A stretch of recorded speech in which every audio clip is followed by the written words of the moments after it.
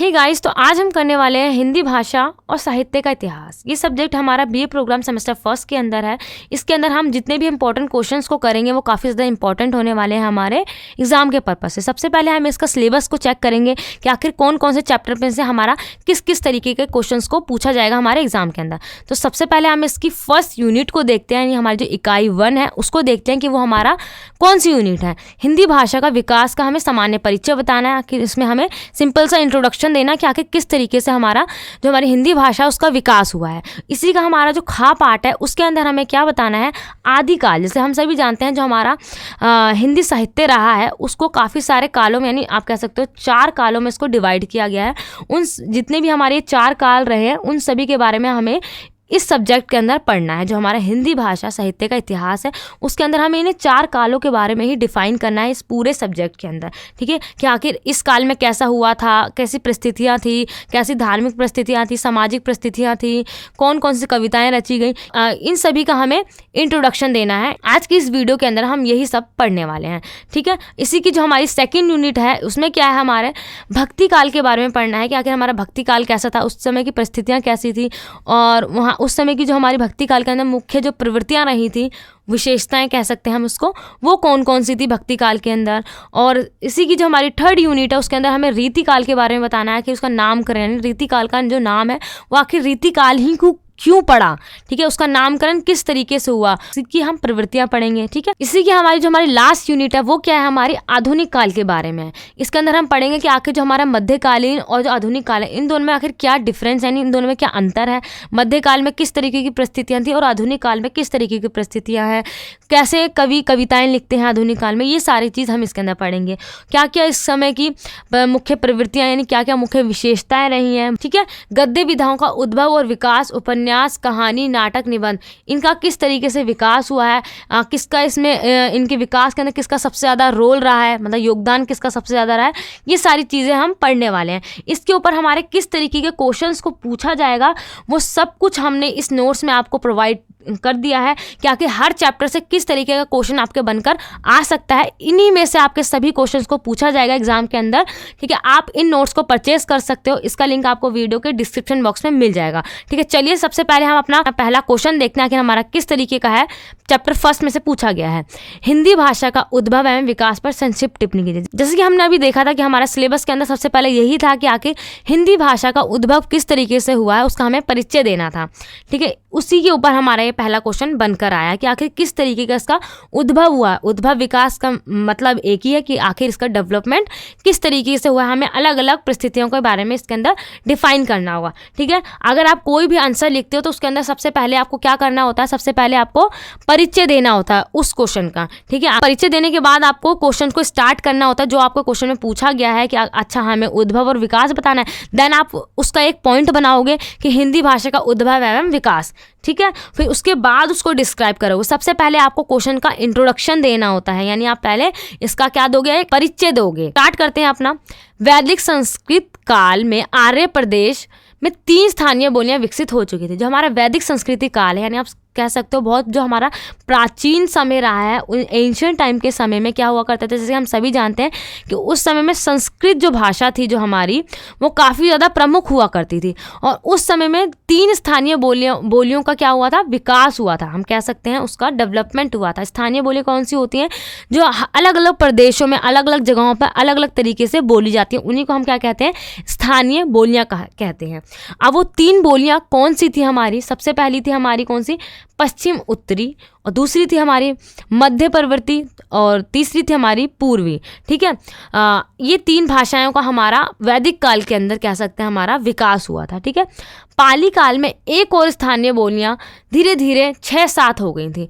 पाली काल यानी जब कह सकते हो आप, जब बौद्ध ग्रंथ और जब जैन ग्रंथ, इन सभी भी ग्रंथों का जब विकास होने लग गया था, जब उनको लिखा जाने लग गया था, उसी समय में और भी 6-7 जो बोलियां हैं उनका भी विकास धीरे धीरे होना स्टार्ट हो गया था। ठीक है, आपको मतलब कि भाषा जो है हमारी, जो लैंग्वेज है, उनके बारे में थोड़ा डेवलपमेंट किस तरीके से हो रहा है उसका इंट्रो दे देना है। ठीक है, सिंपल सा आपको इंट्रोडक्शन देना है, ज़्यादा टफ इंट्रोडक्शन नहीं देना है, ठीक है। इन्हीं में अपभ्रंश काल में, जो हमारा अपभ्रंश काल, ये भी हमारा एंशिएंट टाइम में आता है, उस समय में क्या हो रहा था, इसी समय में अपभ्रंश बोलियों की भी 6-7 जो स्थानीय बोलियां हैं उसका भी विकास हो गया था।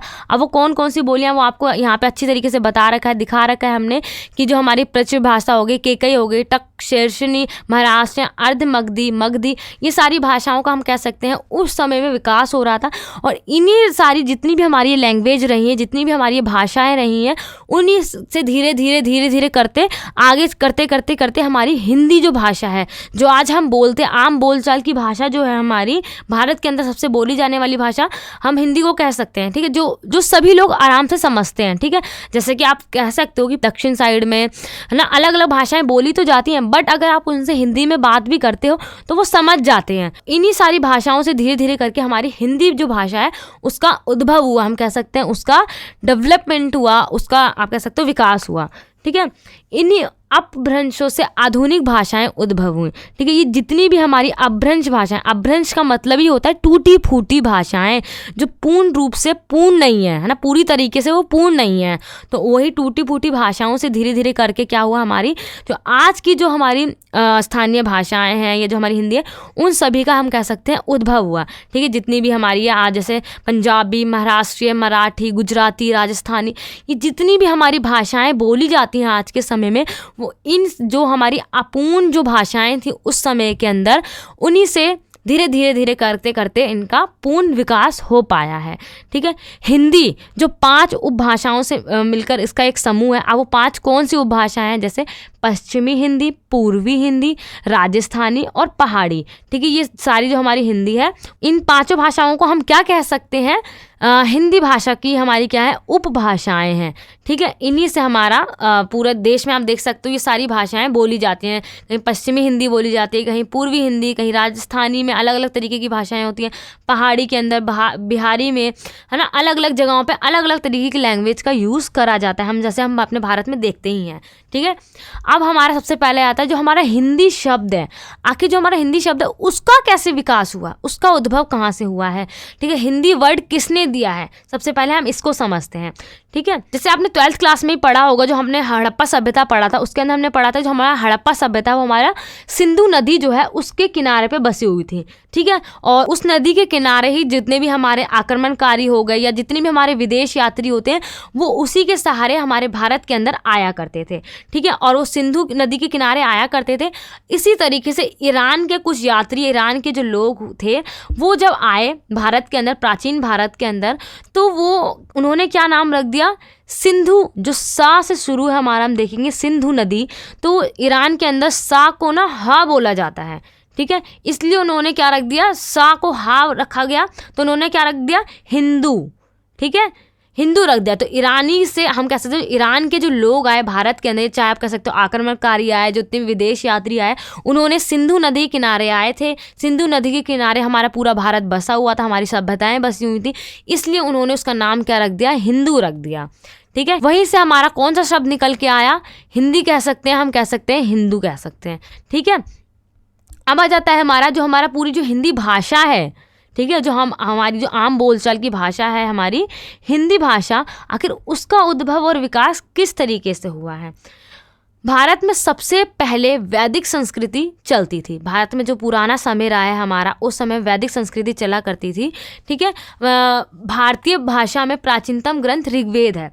जो हमारा पूरा भारतीय संस्कृति रही है उसके अंदर हमारा सबसे पुराना जो ग्रंथ माना गया है, वो कौन सा ग्रंथ माना गया है, हमारा जो हमारा ऋग्वेद ग्रंथ है, उसको सबसे प्राचीनतम यानी सबसे पुराना ग्रंथ माना गया है, जो हमारा कौन सी लैंग्वेज में लिखा गया था, संस्कृत। इससे हम समझ सकते हैं कि भारत में यानी एंशिएंट टाइम में क्या था, भारत के अंदर संस्कृत भाषा को बोला जाता था, लेकिन संस्कृत भाषा को काफ़ी ज़्यादा शुद्ध माना जाता था, पवित्र माना जाता था, इसलिए ये आम बोलचाल की भाषा नहीं थी, यानी जिसको अछूता माना जाता था, यानी जो नीची जाति ऊंची जाति का इस तरीके का उस समय में काफ़ी ज़्यादा बोलबाला था, ठीक है, धर्म का बोलबाला था। तो इस वजह से संस्कृत जो भाषा है वो आम पब्लिक जो हुआ करती थी, आम लोग जो हुआ करते, सामान्य लोग जो हुआ करते थे, वो इस भाषा का यूज़ नहीं करा करते थे, ठीक है। संस्कृत भाषा का जो हमारा पूरा समय रहा है वो 1500 ईस्वी पूर्व से लेकर 500 ईस्वी पूर्व तक का रहा है। ठीक है, संस्कृत के 2 प्रकार रहे हैं हमारे, एक वैदिक संस्कृति रहा है हमारा और दूसरा रहा है हमारा लौकिक संस्कृति।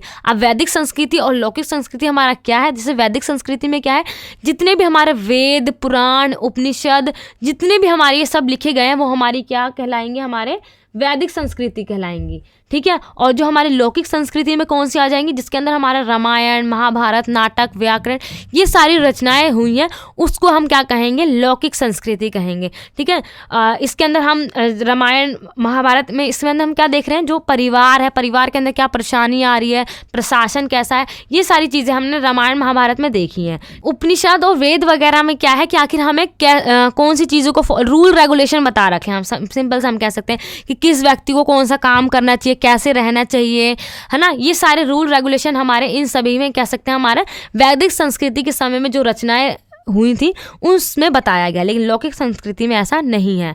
ठीक है, लौकिक संस्कृति हम कह सकते हैं जो हमारी आम बोलचाल की भाषा है उसमें लिखा गया है और इसी से प्रचलित होती है, हमारी पाली भाषा के रूप में ये प्रचलित हुई। ठीक है, पाली भाषा हम कह सकते हैं जो हमारी आम बोलचाल की भाषा थी। ठीक है, क्योंकि उस समय संस्कृत भाषा लोग नहीं बोला करते थे। ठीक है, जो आम लोग हुआ करते थे वो लोग कौन सी भाषा का यूज़ करा करते थे, पाली भाषा का वो यूज़ करा करते थे।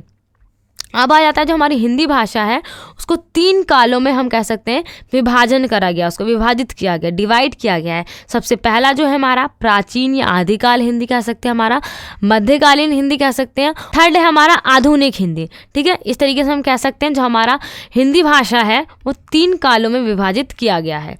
ठीक है, इनका सन भी आपको यहाँ पे बता रखा है, या ये भी आपको याद रखना है कि कब से कब तक का हमारा जो प्राचीन या आदिकालीन जो हमारा हिंदी रहा है वो कब से कब तक का उसका पूरा टाइम पीरियड रहा है। सबसे पहले हम समझते हैं हमारा पहला पॉइंट जो हमारा प्राचीन या आदिकालीन हिंदी, इसको समझते हैं। इसमें क्या है, हमारा जो हमारा आदिकालीन समय था हिंदी का, उस समय में जो हिंदी भाषा जो थी हमारी वो अपभ्रंश भाषा के काफ़ी ज़्यादा करीब थी और हिंदी के अंदर जो हमारी हिंदी भाषा है उसके अंदर कई बोलियों का भी बहुत ज़्यादा मिश्रण हुआ करता था, अलग अलग तरीके की बोलियों का इसके अंदर हम कह सकते हैं मिश्रण था। और इस समय में क्या हुआ था, हमारा जो आदिकालीन का जो हमारा समय रहा है, इसी समय में अलग अलग तरीके की जो हमारी ध्वनियाँ होती हैं, है ना, वो इस समय में इस काल के अंदर हम कह सकते हैं उसका विकास भी हुआ था। जैसे यहाँ पे आपको एग्जाम्पल दे रखा है, जैसे क्या, ए और ओ ये दोनों संयुक्त स्वर अपभ्रंश में नहीं थे, यानी जो ये दोनों जो हमारे ए और ओ हैं वो हमारे क्या थे, वो संयुक्त रूप से मतलब इकट्ठे रूप से अपभ्रंश के अंदर वो उस समय में नहीं बोले जाते थे। लेकिन आदिकालीन समय में जब आया हमारा हिंदी के अंदर, उस समय में क्या हो गया, इन दोनों स्वरों का उच्चारण जो है वो संयुक्त तरीके से होने लगा था, यानी इन दोनों को हम कह सकते हैं एक कर दिया गया। हम कह सकते हैं क्या कर दिया गया, एक कर दिया गया। जैसे कि यहाँ पे बता रखा है, जैसे ए और ओ, ठीक है, ये कर दिया गया। ठीक है, कब, जब आदिकालीन हिंदी का समय आया जब। इसी तरीके से आगे यहाँ पे बता रखा है आदिकालीन हिंदी में क्या हुआ था, आकर क्या हुआ, काफ़ी ज़्यादा संघर्ष भी हुए। अब इसके रूप में काफ़ी ज़्यादा हम कह सकते हैं भिन्नता आ गई थी। अपभ्रंश के समय में हमारा जो हमारा ड और ड है, ये दोनों व्यंजन जो थे वो नहीं बोले जाते थे, लेकिन आदिकालीन के समय में इनका भी क्या कह सकते हैं हम, विकास हो गया था। अपभ्रंश में न, मह, लह संयुक्त व्यंजन थे। ठीक है, मतलब कि इनको संयुक्त रूप से लिखा जाता था, लेकिन आगे चलकर क्या हुआ, इसका विकास हुआ। जब क्या हो गया, इसको हम कह सकते हैं संयुक्त रूप से ना करके इसको हम कह सकते हैं इंडिविजुअल कह सकते हैं, सिंगल हो गए। ठीक है, अपने आप में पूर्ण हो गए। ये ना को इस तरीके से लिखा जाने लगा, माँ को इस तरीके से, ला को इस तरीके से। पहले इस तरीके से लिखा जा रहा था, अब इस तरीके से लिखा जाने लग गया। हम कह सकते हैं आगे चलकर इसके अंदर काफ़ी ज़्यादा हम कह सकते हैं परिवर्तन हमें देखने को मिले। व्याकरण की दृष्टि से भी, अब यहाँ पे हमने स्वर और व्यंजन की दृष्टि से देखा किस तरीके का था आदिकालीन समय में। अब देखते हैं जो हमारा व्याकरण की दृष्टि में भी काफ़ी ज़्यादा हम कह सकते हैं अपभ्रंश की काफ़ी ज़्यादा निकट थी हमारी जो हिंदी थी, और इसका काफ़ी ज़्यादा हम कह सकते हैं विकास भी हुआ। 1500 ईस्वी तक आते आते क्या हुआ था, हिंदी अपने पैरों पर खड़ी होना स्टार्ट हो गई थी, यानी धीरे धीरे इसके अंदर डेवलपमेंट तेज़ी से होना स्टार्ट हो गया था। ठीक है, और संयोगात्मक थी, लेकिन आदिकालीन में क्या हो गया था, अपभ्रंश के समय में क्या थी, वो संयोगात्मक थी, यानी काफ़ी शब्दों से वो जुड़ी हुई थी। लेकिन आदिकालीन समय में क्या हो गई, वो वियोगात्मक हो गई, यानी अकेली सिंगल तरीके से लिखी जाने लगी। जैसे हम यहाँ पे देख सकते हैं, जैसे ना अपने में, माँ अपने में, ला अपने में, इस तरीके से जो हमारे व्यंजन है उनको, स्वरों को लिखा जाने लगा। ठीक है, हिंदी में अरबी, फारसी, तुर्की आदि शब्दों की जो संख्या है वो धीरे धीरे बढ़ने लग गई। कब, जब मुसलमानों का आक्रमण कह सकते हैं जब भारत के अंदर होने लग गया, तो अब जो भारत के अंदर जो हिंदू लोग रहा करते थे उनका संपर्क या जितने भी कवि थे उनका संपर्क किससे होने लग गया, मुसलमानों से होने लगा। अब मुसलमानों की जो भाषा थी वो कौन सी थी, अरबी, फारसी, तुर्की, यहाँ से वो आक्रमणकारी आते थे, या जितने भी मुसलमान या कह सकते हो मुस्लिम शासक रहे हैं उन सब की भाषा यही रही है। तो इसलिए अब धीरे धीरे क्या होने लग गया, हिंदी के अंदर इन शब्दों का, जो अरबी के शब्द हो गए, फारसी के शब्द हो गए, तुर्की के शब्द हो गए, इन शब्दों की जो संख्या है वो धीरे धीरे करके बढ़ने लग गई थी। ठीक है, प्रारंभिक जो हिंदी के प्रारंभिक काल में क्या हुआ था, जो डिंगल, पिंगल, ब्रज, अवधी, मैथिली आदि भाषाओं में साहित्य लिखे जाने लगे। ठीक है, अलग अलग आप कह सकते हैं भाषाओं में हमारी जो साहित्य हैं वो लिखे जाने लग गए थे। आगे देखते हैं हम अपना आदिकालीन समय में और हमारा क्या हुआ था। आदिकालीन हिंदी में क्या होता है, विभिन्न प्रभावों से शक्ति प्राप्त कर विकसित हो रही थी। जो आदिकालीन जो हमारी हिंदी थी वो अलग अलग जगहों से अपनी शक्तियों को प्राप्त कर रही थी, यानी अलग अलग भाषाओं के शब्दों को अपने अंदर समेट रही थी, संजो रही थी, और धीरे धीरे इसका हम कह सकते हैं विकास हो रहा था। अब आ जाते हैं हम अपने मध्यकाल पर। मध्यकाल के अंदर क्या है हमारा, जैसे मध्यकाल जो हमारा एक अंधकार का युग भी कहा जाता है हमारा, क्योंकि इस समय में जो धर्म का जो बोलबाल था वो काफ़ी ज़्यादा अधिक हो चुका था। वो भी किस धर्म का, ईसाई धर्म का। इस काल को हिंदी भाषा के विकास में सर्वोत्तम काल कहा जा सकता है। आप कह सकते हो इसको हम स्वर्ण युग के नाम से भी जानते हैं। जो हमारा मध्यकाल, जो हमारे पूरा टाइम पीरियड रहा है, इसको हम हिंदी भाषा के विकास में स्वर्ण युग कहते हैं। यानी ये काफ़ी इस समय में हमारा हिंदी भाषा का काफ़ी अच्छी तरीके से इसका विकास हुआ था।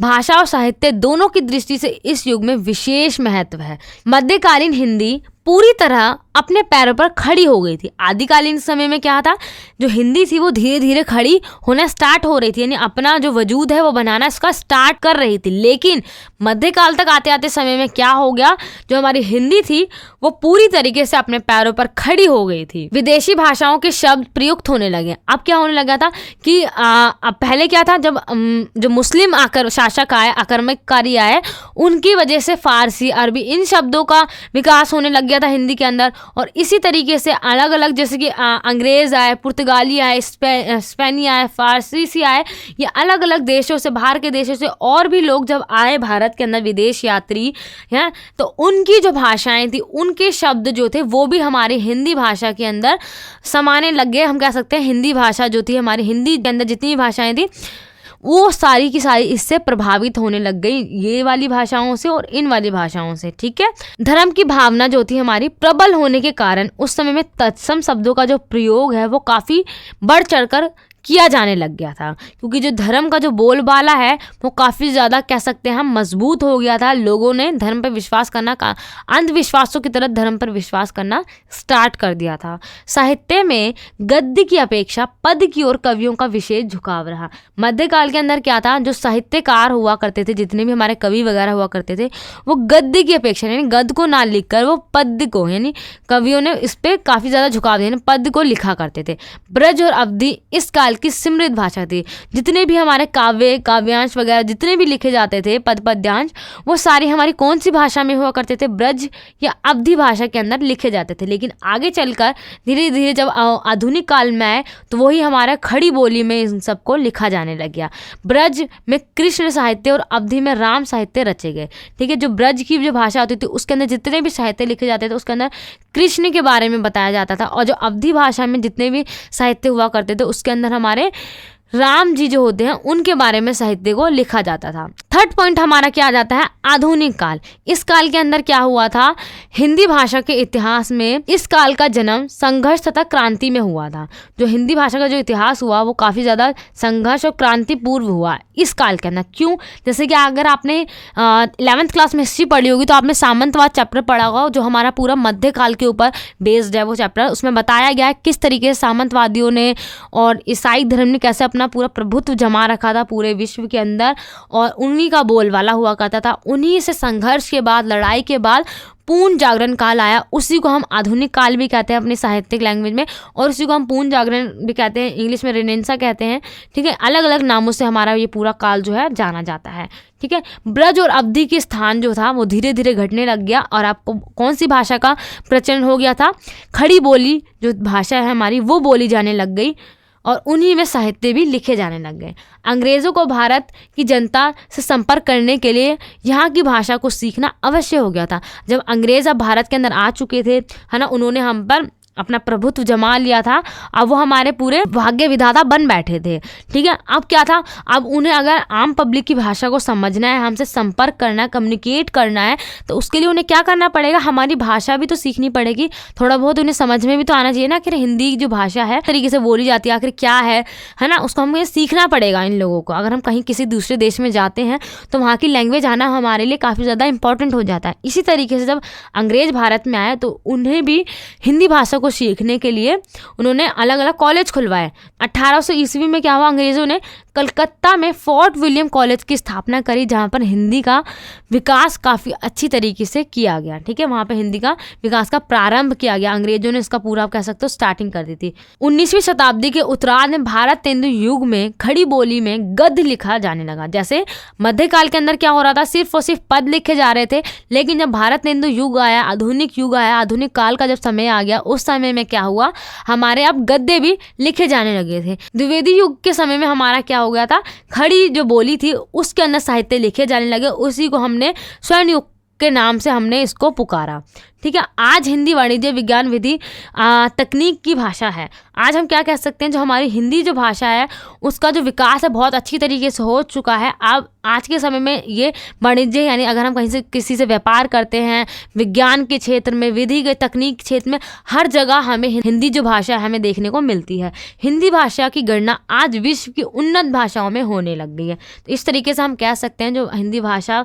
है हमारी, वो काफ़ी सारे कालों से गुजरते हुए आई, उसका जो विकास है वो बहुत धीरे धीरे हुआ, लेकिन आज के समय में हिंदी जो भाषा है उसकी गणना आज पूरे विश्व के अंदर उन्नत भाषाओं में से की जाती है। इसी क्वेश्चन का आपको एंड में निष्कर्ष बता देना है। निष्कर्ष तो आपको डायरेक्ट अपने आप बनाकर लिखना होता है, ठीक है। अगर आप को नहीं पता कि निष्कर्ष कैसे लिखते हैं तो आप हमारे नोट्स में देख सकते हैं कि आखिर निष्कर्ष क्वेश्चन का कैसे लिखा जाता है, किसी भी आंसर को किस तरीके से प्रेजेंट करना है, वो पूरा फॉर्मेट आपको इस पूरे नोट्स के अंदर बता रखा है, ठीक है। आप इसको परचेज कर सकते हैं, इसका लिंक आपको वीडियो के डिस्क्रिप्शन बॉक्स में मिल जाएगा। सेकंड क्वेश्चन है हमारा, हिंदी भाषा क्षेत्र से क्या समझते हैं। जो हमारी हिंदी भाषा का क्षेत्र है उससे हम क्या समझते हैं। हिंदी क्षेत्र की बोलियों को कितने वर्गों में विभाजित किया गया है। जितनी भी हमारी हिंदी भाषाएं हैं उसको अलग अलग क्षेत्रों में अलग अलग तरीके से डिवाइड किया गया, अलग अलग वर्गों में इसको विभाजित किया गया, वो हमें इसके अंदर बताना है। तो सबसे पहले, जैसे कि हमें पता है कि हमें सबसे पहले अपने क्वेश्चन का इंट्रो देना होता है। यहाँ पे आप छोटा सा पहले इंट्रोडक्शन दे देंगे कि आखिर जो हमारी हिंदी भाषा क्षेत्र है वो क्या है। हिंदी भाषा के क्षेत्रीय प्रसार को हिंदी भाषाई क्षेत्र कहा जाता है। जो हमारी हिंदी भाषा है उसका जो अलग अलग क्षेत्रों के अंदर जो प्रसार हुआ है, अलग अलग लैंग्वेज के अंदर, अलग अलग भाषाओं के अंदर, उसी को हम क्या कहते हैं, हिंदी भाषाई क्षेत्र के नाम से हम जानते हैं। इसमें दिल्ली, उत्तर प्रदेश, बिहार, झारखंड, मध्य प्रदेश, छत्तीसगढ़, उत्तराखंड, हिमाचल प्रदेश, अलग अलग जितने भी हमारे हम कह सकते हैं प्रदेश है, उनके अंदर अलग अलग तरीके से हिंदी भाषाओं को बोला जाता है। अलग अलग लैंग्वेज है सबकी। इन्हीं प्रदेशों में बोली जाने वाली जितनी भी भाषाएं हैं, हिंदी है, उसी को हम क्या कहते हैं, हिंदी भाषाई प्रदेश के नाम से हम इसको जानते हैं, ठीक है। अब हम देखते हैं यहाँ पे जो हमारी हिंदी भाषा है उसकी 5 उपभाषाएं और 18 बोलियां हैं। इसके अंदर इसको डिवाइड किया गया है। उन 5 भाषाओं में जो सबसे पहली जो हमारी उपभाषाएं आती हैं, उपभाषाओं में सबसे पहली भाषा है हमारी पश्चिमी हिंदी, ठीक है। टोटल 5 हमारी उपभाषाएं, उसमें से सबसे फर्स्ट हमारी पश्चिमी हिंदी है। उन पश्चिमी हिंदी जो हमारी है, वो जितनी भी हमारी 5 उपभाषाएं हैं उसमें से सबसे ज़्यादा प्रमुख हमारी कौन सी है, पश्चिमी हिंदी हमारी सबसे ज़्यादा प्रमुख है। अब वो ये कहाँ कहाँ बोली जाती है, वो यहाँ पर आपको उन जगहों यानी उन क्षेत्रों का नाम बता रखा है। यहाँ पर उन क्षेत्रों का नाम आपको याद होना चाहिए कि आखिर कहाँ पर हमारी पश्चिमी हिंदी बोली जाती है, ठीक है। जैसे दिल्ली, हरियाणा, कन्नौज, बुंदेलखंड, इन जगहों पर ये भाषा जो हमारी बोली जाती है। इसके अंदर के जो सब पॉइंट हमारी आ जाती है, कन्नौज, बुंदेली और बागरू यानी हरियाणवी, ठीक है। इसके अंदर जो हमारी पश्चिमी हिंदी है, इसके अंदर के हमारे सारे पॉइंट यानी पश्चिमी हिंदी के अंदर भी हमारे काफ़ी सारी हिंदी जो भाषा है वो बोली जाती हैं।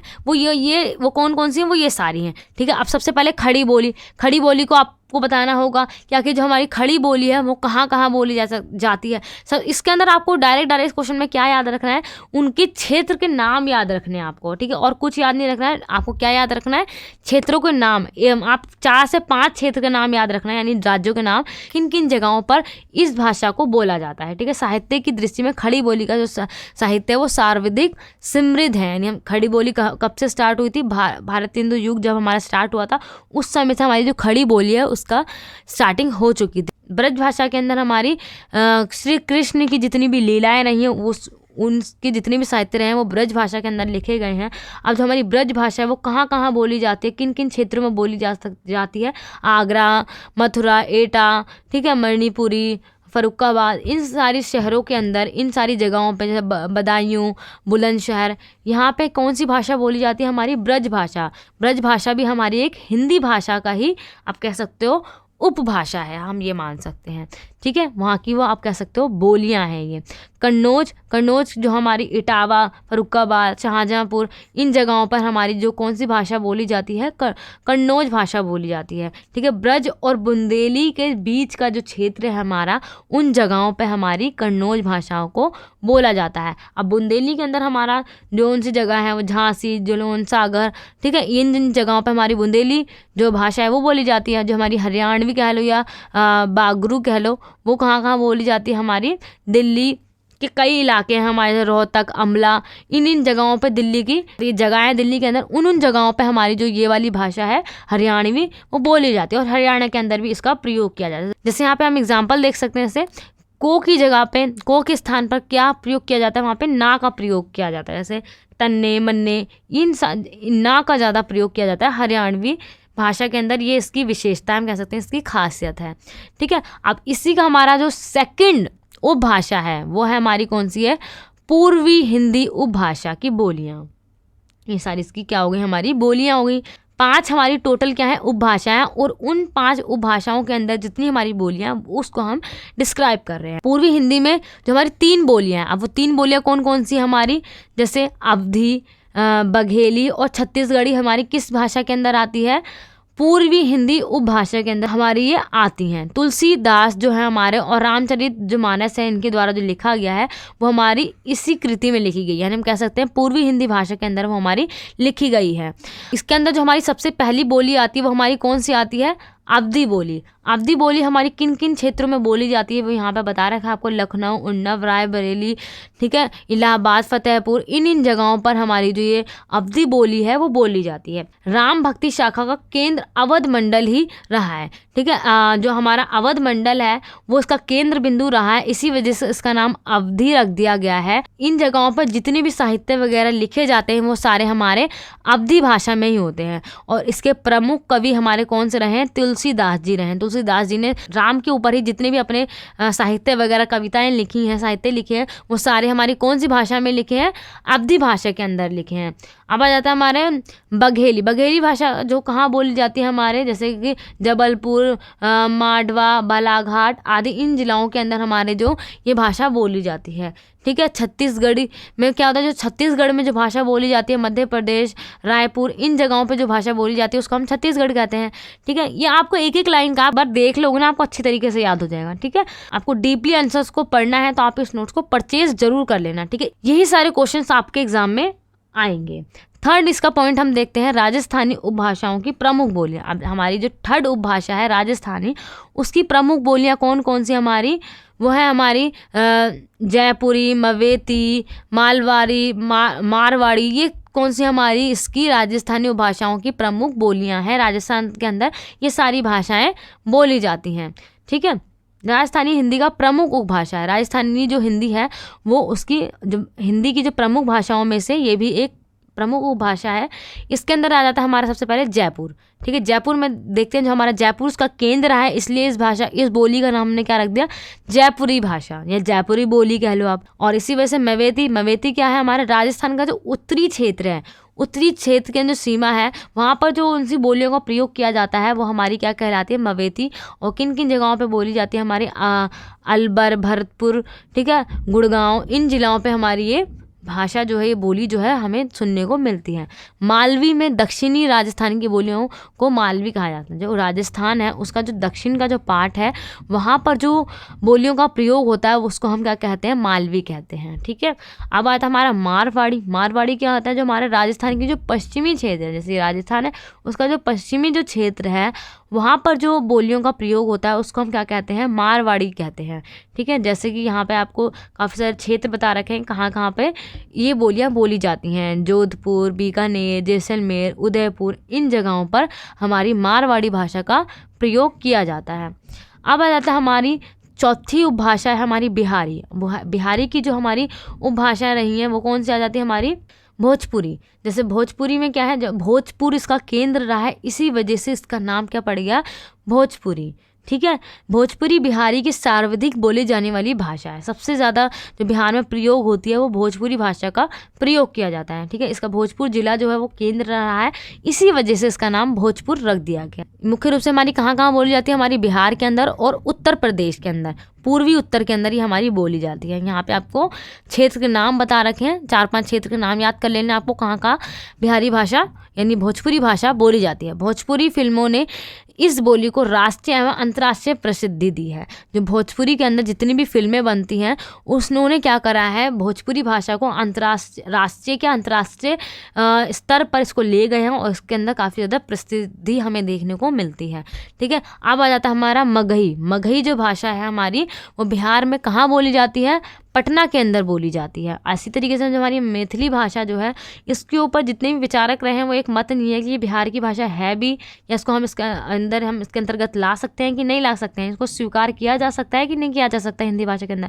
फिर भी हम इसको स्वीकारते हुए ये कह सकते हैं कि सभी काफ़ी जगहों पर बोली जाती है। जो ये मैथिली बोली है वो कई जगहों पे बोली जाती है, जैसे उत्तरी बिहार के अंदर, पूर्वी बिहार के अंदर कहाँ कहाँ बोली जाती है, मुजफ्फरपुर में, मुंगेरा, भागलपुर, इन जगहों पर, इन जिलाओं पर हमारी ये मैथिली भाषा बोली जाती है। अब आ जाती है हमारी 5वीं यानी आखिरी हमारी उपभाषा जो है हमारी वो क्या है, पहाड़ी उपभाषा। उसके अंदर कौन कौन सी बोलियां हैं, उसके अंदर सिर्फ हमारी एक ही बोली है, वो है हमारी गढ़वाली। ठीक है, पहाड़ी के अंदर जो हमारी भाषा बोली जाती है वो केवल एक भाषा ही है, यानी एक ही बोली का यूज़ किया जाता है, वो भी कौन सी, गढ़वाली बोली का यूज़ करा जाता है। पहाड़ी अंचल के अंदर जैसे हमारा कहाँ कहाँ पे इसका प्रयोग किया जाएगा, जैसे उत्तराखंड, हिमाचल प्रदेश, इन जगहों पर गढ़वाली भाषा का प्रयोग होता है। ठीक है, ग्रियर्सन ने नेपाली को भी पहाड़ी के अंदर रखा है। यहाँ पे एक थिंकर का नाम बताया गया है कि इन्होंने क्या करा है, जो नेपाली जो भाषा है, नेपाली जो लैंग्वेज है, उसको उन्होंने पहाड़ी भाषा के अंतर्गत रखा है। उपभाषा के 2 भाग किए गए हैं। जो हमारी उपभाषा है ये उसको 2 भागों में डिवाइड किया गया है, एक पश्चिमी और एक मध्यवर्ती। पश्चिमी पहाड़ी के अंदर कौन कौन से कहाँ किया जाए, जैसे जौनसारी, चमोली, भद्रवाही आदि बोलियां आती हैं। ठीक है, मध्यवर्ती के अंदर जैसे कमाऊनी एवं गढ़वाली ये आ जाती है। ठीक है, मेन हमारा गढ़वाली रहा है। जो हमारा कमाऊ है, कमाऊ खंड, उसके अंदर आ जाने के कारण इस भाषा का नाम यानी इस बोली का नाम क्या बढ़ गया, हमारा कमाऊ पड़ जाता है। ठीक है, कमाऊ बोली में प्रसिद्ध साहित्य भी लिखे गए हैं। कमाऊ ने हिंदी साहित्य में सुमित्रानंद पंत, शेखर जोशी, यहाँ पे अलग अलग आपको साहित्यकारों के नाम दिए गए हैं। इन्होंने क्या लिखे हैं, इस बोली के अंदर अपने साहित्य लिखे हैं। गढ़वाली के अंदर से उत्तराखंड के गढ़वाली खंड की बोली होने के कारण इसका नाम गढ़वाली पड़ गया। ठीक, उत्तराखंड के गढ़वाल में होने के कारण क्या पड़ गया, इसका नाम गढ़वाली पड़ जाता है। इस बोली के अंदर, इस भाषा के अंदर भी अलग अलग लोक साहित्य हमें देखने को मिलते हैं। हिंदी साहित्य को पीताम्बर दत्त, बर्तवाल, वीरेन डंगवाल और मंगलेश डबराल जैसे जितने भी प्रसिद्ध साहित्यकार रहे हैं, इन्होंने गढ़वाली के अंदर अलग अलग लोक साहित्य लिखे हैं और वो काफ़ी ज़्यादा प्रसिद्ध भी हुए हैं। ठीक है, इस तरीके से जो हमारा सेकंड क्वेश्चन है वो काफ़ी ज़्यादा ईजी था। इसके अंदर आपका कुछ नहीं है, सिर्फ और सिर्फ आपको बोलियों को याद रखना है, किस जगह पर कौन सी भाषाओं का यानी कौन सी बोलियों का प्रयोग हो रहा है। ठीक है, सिर्फ और सिर्फ आपको ये याद रखना है मेन। आगे देखते हैं हम अपना नेक्स्ट क्वेश्चन जो हमारा थर्ड क्वेश्चन है हमारा, आदिकाल के नामकरण को समझाते हुए उसकी परिस्थितियों का वर्णन करना है। इस क्वेश्चन के अंदर हमें सिंपल यही यही बताना है कि आखिर जो हमारा आदिकाल है, जो हमने अभी ऊपर भी पढ़ा किस तरीके के हमारा ये काल रहा है, सबसे पहला काल हमारा आदिकाल रहा है।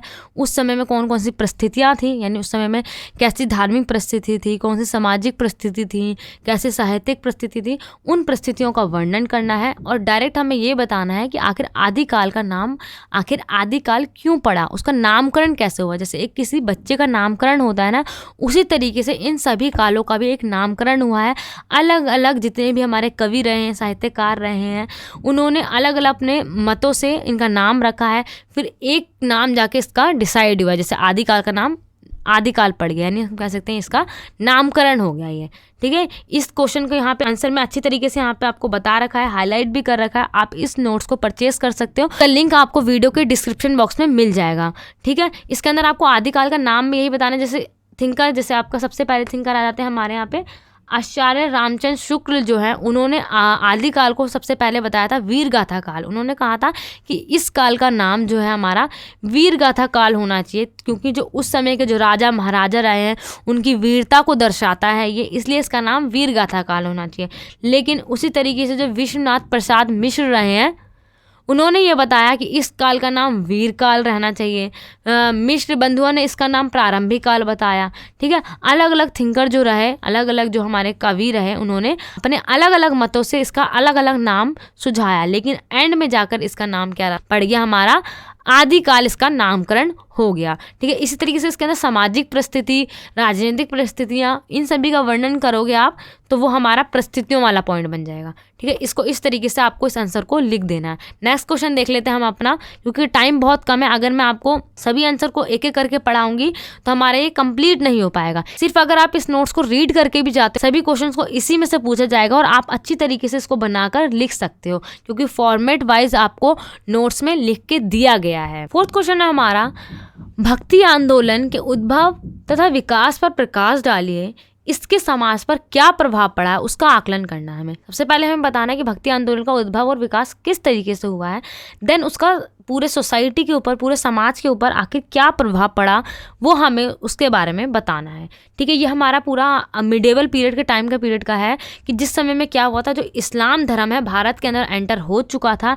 अब कई सारे हिंदुओं द्वारा इस्लाम धर्म को अपनाया जा रहा था, जिस वजह से जो हिंदू कम्युनिटी के जो लोग थे और जो भी हिंदू साहित्य लिखा करते थे, ठीक है, वो लोग क्या करने लगे थे, अब लोगों को जागरूक करना स्टार्ट हो चुके थे कि हमें जागरूक होना है, जागरूकता लानी है, हमें एकता लानी है, कि हमें ऐसा नहीं करना है कि हम हमारे मुस्लिम शासक हैं उनके अत्याचार के दबाव में आकर, उनके शोषण जो हम पे वो कर रहे हैं उसके दबाव में आकर हम अपना धर्म छोड़ दें और इस्लाम धर्म को अपना ले। ये हमें ऐसा नहीं करना है। इसके विरुद्ध में ही हमारा जो पूरा भक्ति आंदोलन है वो स्टार्ट हुआ था। हम कह सकते हैं इसका मेन कारण रहा था हमारा भक्ति आंदोलन का। ठीक है, प्राचीन काल से क्या है, मनुष्य जो है मोक्ष की प्राप्ति के 3 मार्ग को अपनाता है। ठीक है, मोक्ष की प्राप्ति कैसे हो सकती है, उसके 3 आपको मार्ग बता रखे हैं। वो कौन कौन से हैं प्राचीन समय से, कर्म, ज्ञान और भक्ति। कर्म और ज्ञान पर तो शुरू से ही बल दिया गया है, लेकिन भक्ति पर शुरू से बल नहीं दिया गया है। ठीक है, मध्यकाल तक आते आते भक्ति पर भी काफ़ी जोर शोर से, मतलब कि काफ़ी अच्छी तरीके से बल दिया जाने लग गया।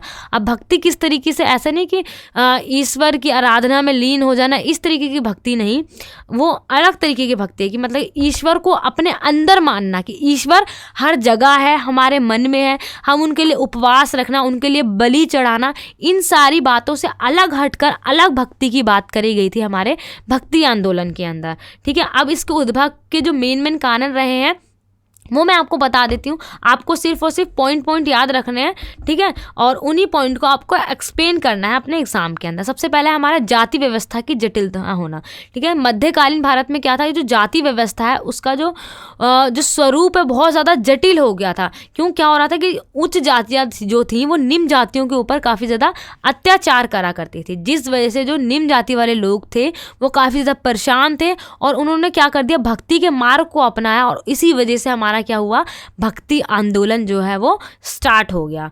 ठीक है, अब दूसरा पॉइंट क्या आ जाता है हमारा यहाँ पर, मुस्लिम अत्याचारी। ठीक है, जो मुस्लिम शासक भारत के अंदर आ चुके थे और इस वजह से जो वो भारत के अंदर जितने लोग थे वो तो हिंदू धर्म को फॉलो करा करते थे, अब वो अत्याचार कर रहे हैं और ज़बरदस्ती इस्लाम कबूल करवा रहे हैं। उनसे सुरक्षा पाने के लिए उन्होंने ईश्वर का जो मार्ग है, भक्ति जो है ईश्वर की, उस मार्ग को अपनाया और इस वजह से हम कह सकते हैं हमारा भक्ति आंदोलन शुरू हुआ। ठीक है, अब जो हमारा थर्ड पॉइंट है वो है हमारा इस्लाम का प्रभाव। इस्लाम का प्रभाव जो वो इतना ज़्यादा बढ़ता जा रहा था कि जो हिंदू धर्म है उसका प्रभाव बहुत ज़्यादा कम होता जा रहा था, इसलिए जो हमारा भक्ति आंदोलन है वो भी हमारा स्टार्ट हुआ।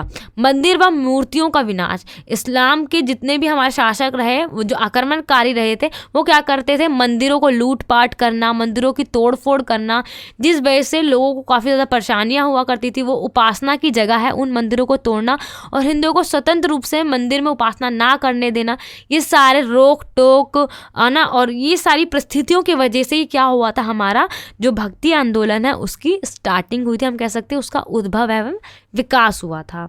ब्राह्मणवाद का जटिल होना।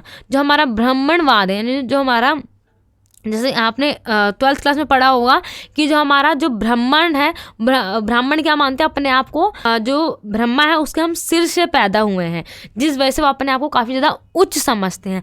उनकी जो भी वो रूल रेगुलेशन वो उनको सबको मानना होता है, बाकी सबके जो इसके नीचे के जो 3 वर्ण, इसी वजह जो इनके रूल रेगुलेशन वो बहुत ज़्यादा जटिल होते जा रहे थे। इसी वजह से इनको ख़त्म करने के लिए ही कौन सा आंदोलन हमारा स्टार्ट हो गया, भक्ति आंदोलन हमारा स्टार्ट हो जाता है। ठीक है, अब आ जाता है इसके समाज पर क्या प्रभाव पड़े। आप प्रभाव यहाँ पे देख सकते हैं, क्या क्या समाज पे, हमारे सोसाइटी ऊपर क्या प्रभाव पड़ते हैं इसके। सामाजिक समानता पर बल दिया। ठीक है, जब भक्ति आंदोलन हुआ, जैसे ऊंच नीच था समाज के अंदर जिस तरीके का, वो उसको ख़त्म करके सामाजिक समानता की बात करी उन्होंने। समाज सेवा की भावना उत्पन्न हुई, मतलब कि लोगों की हमें मदद करनी चाहिए, वो वाली भावना जो है वो उत्पन्न हुई ये वाले भक्ति आंदोलन होने के बाद। जो समाज के अंदर जितने भी धर्म हैं उनकी जो भी आधारभूत समानता पर बल दिया, यानी सभी धर्मों को समान मानने पर उन्होंने बल दिया। एक ईश्वर का प्रचार करा, यानी जैसे हिंदुइज्म में क्या होता है, काफ़ी सारे भगवान हैं, लेकिन उन्होंने भक्ति आंदोलन जिन्होंने करा था, जितने भी लोग उनके साथ जुड़े थे, उन्होंने एक ईश्वरवाद पर बल दिया, उसका प्रचार करा। ठीक है, क्षेत्रीय भाषाओं के साहित्य में वृद्धि हो। इसी वजह से अलग अलग क्षेत्रों में अलग अलग भाषाओं का भी विकास हुआ। हम कह सकते हैं अलग अलग साहित्य भी इन भाषाओं में हमारे लिखे गए। ये हमारे 3-4 पॉइंट हो जाएंगे कि कैसे कैसे क्या क्या प्रभाव पड़ा, कौन कौन से वजह से, किन किन कारणों से हमारा जो है भक्ति आंदोलन हमारा हुआ। ठीक है, वो पॉइंट याद रखने हैं आपको, प्रभाव याद रखना है, देन उसको पूरा आपको अच्छी तरीके से बनाकर लिखोगे, आपके मार्क्स बिल्कुल भी कट नहीं होंगे। आप इसको डीपली पढ़ोगे जब आप इस नोट को परचेस करोगे। ठीक है, परचेस कर लेना, लिंक वीडियो के डिस्क्रिप्शन बॉक्स में है। नेक्स्ट क्वेश्चन हम अपना देखते हैं। अपना 5th क्वेश्चन है हमारा, भक्ति काव्य की प्रमुख प्रवृत्तियों की व्याख्या करनी है हमें। प्रवृत्तियों का अर्थ होता है हमारा विशेषताएं। या तो आपसे एग्जाम में पूछा जाएगा भक्ति काव्य की प्रमुख विशेषताओं को बताइए, या आपसे बोला जाएगा उसकी प्रमुख प्रवृत्तियों को बताइए। ठीक है, सबसे पहले आपको जो हमारा भक्ति काल जो रहा है उसका इंट्रोडक्शन दे देना है, देन आपको उसकी विशेषताओं को बताना है। जैसे कि हम जानते हैं जो हमारा मध्य काल है उसके स्टार्टिंग के काल, जो सब जहाँ से वो शुरू हुआ था, उसी काल को हम क्या कहते हैं, हम अपना भक्ति काल कहते हैं। ठीक है, इसके 2 चरण रहे हमारा। पहला चरण में क्या था हमारा, जहाँ से हमारा जो दक्षिण भारत है वहाँ से हमारा भक्ति आंदोलन जो है वो होना स्टार्ट हुआ था। अब दूसरे चरण में क्या हो जाता है, हमारा जो उत्तर भारत है, पहले दक्षिण भारत में हो रहा था प्रथम चरण में, बट सेकंड जो हमारा दूसरा चरण था उसके अंदर हमारा उत्तर भारत है, उसके अंदर भी पूरा जो हमारा भक्ति आंदोलन पूरी तरीके से फैल जाता है। अब वो कैसे फैलता है, उसके क्या रीज़न रहे, उसके क्या कारण रहे, वो हमने अपने 4th क्वेश्चन में पढ़ा। ठीक है, अब इसके अंदर इस क्वेश्चन में मेन बताना है हमें से उसकी प्रमुख प्रवृत्तियाँ क्या रही हैं, उसकी क्या विशेषताएँ नहीं हैं। ठीक है, विशेषताओं में सबसे पहले आपका यही आएगा कि भक्ति काल के अंदर कैसे जो कवि रहे थे उन्होंने कौन कौन से ईश्वर को माना, कैसे ईश्वर को कैसे वो ईश्वर की आराधना करते थे, उनकी उपासना करते थे।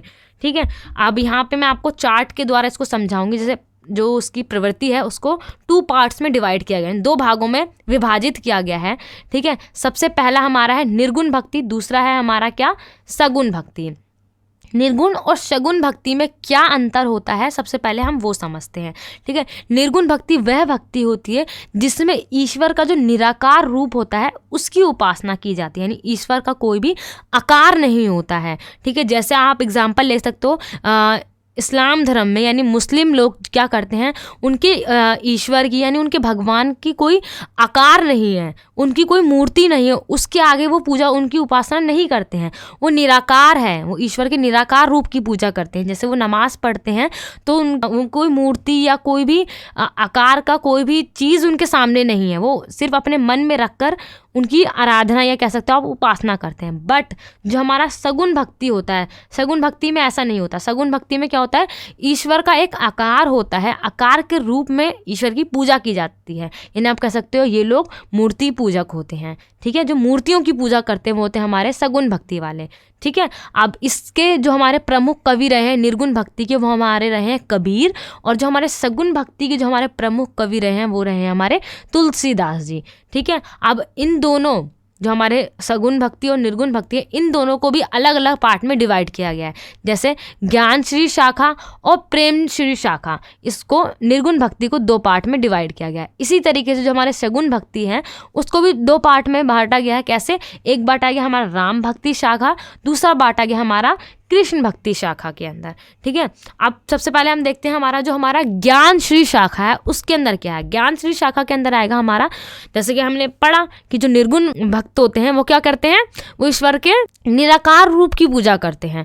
ठीक है, मतलब कि उनकी नाम की या गुरु के महत्व को ज़्यादा इंपॉर्टेंस देते हैं, यानी कह सकते हो उनका सम्मान करते हैं, गुरु का सम्मान करते हैं, ईश्वर के निराकार रूप की पूजा करते हैं, जाति पात जो होता है उसके भेदभाव का विरोध करते हैं, उसको नहीं मानते हैं।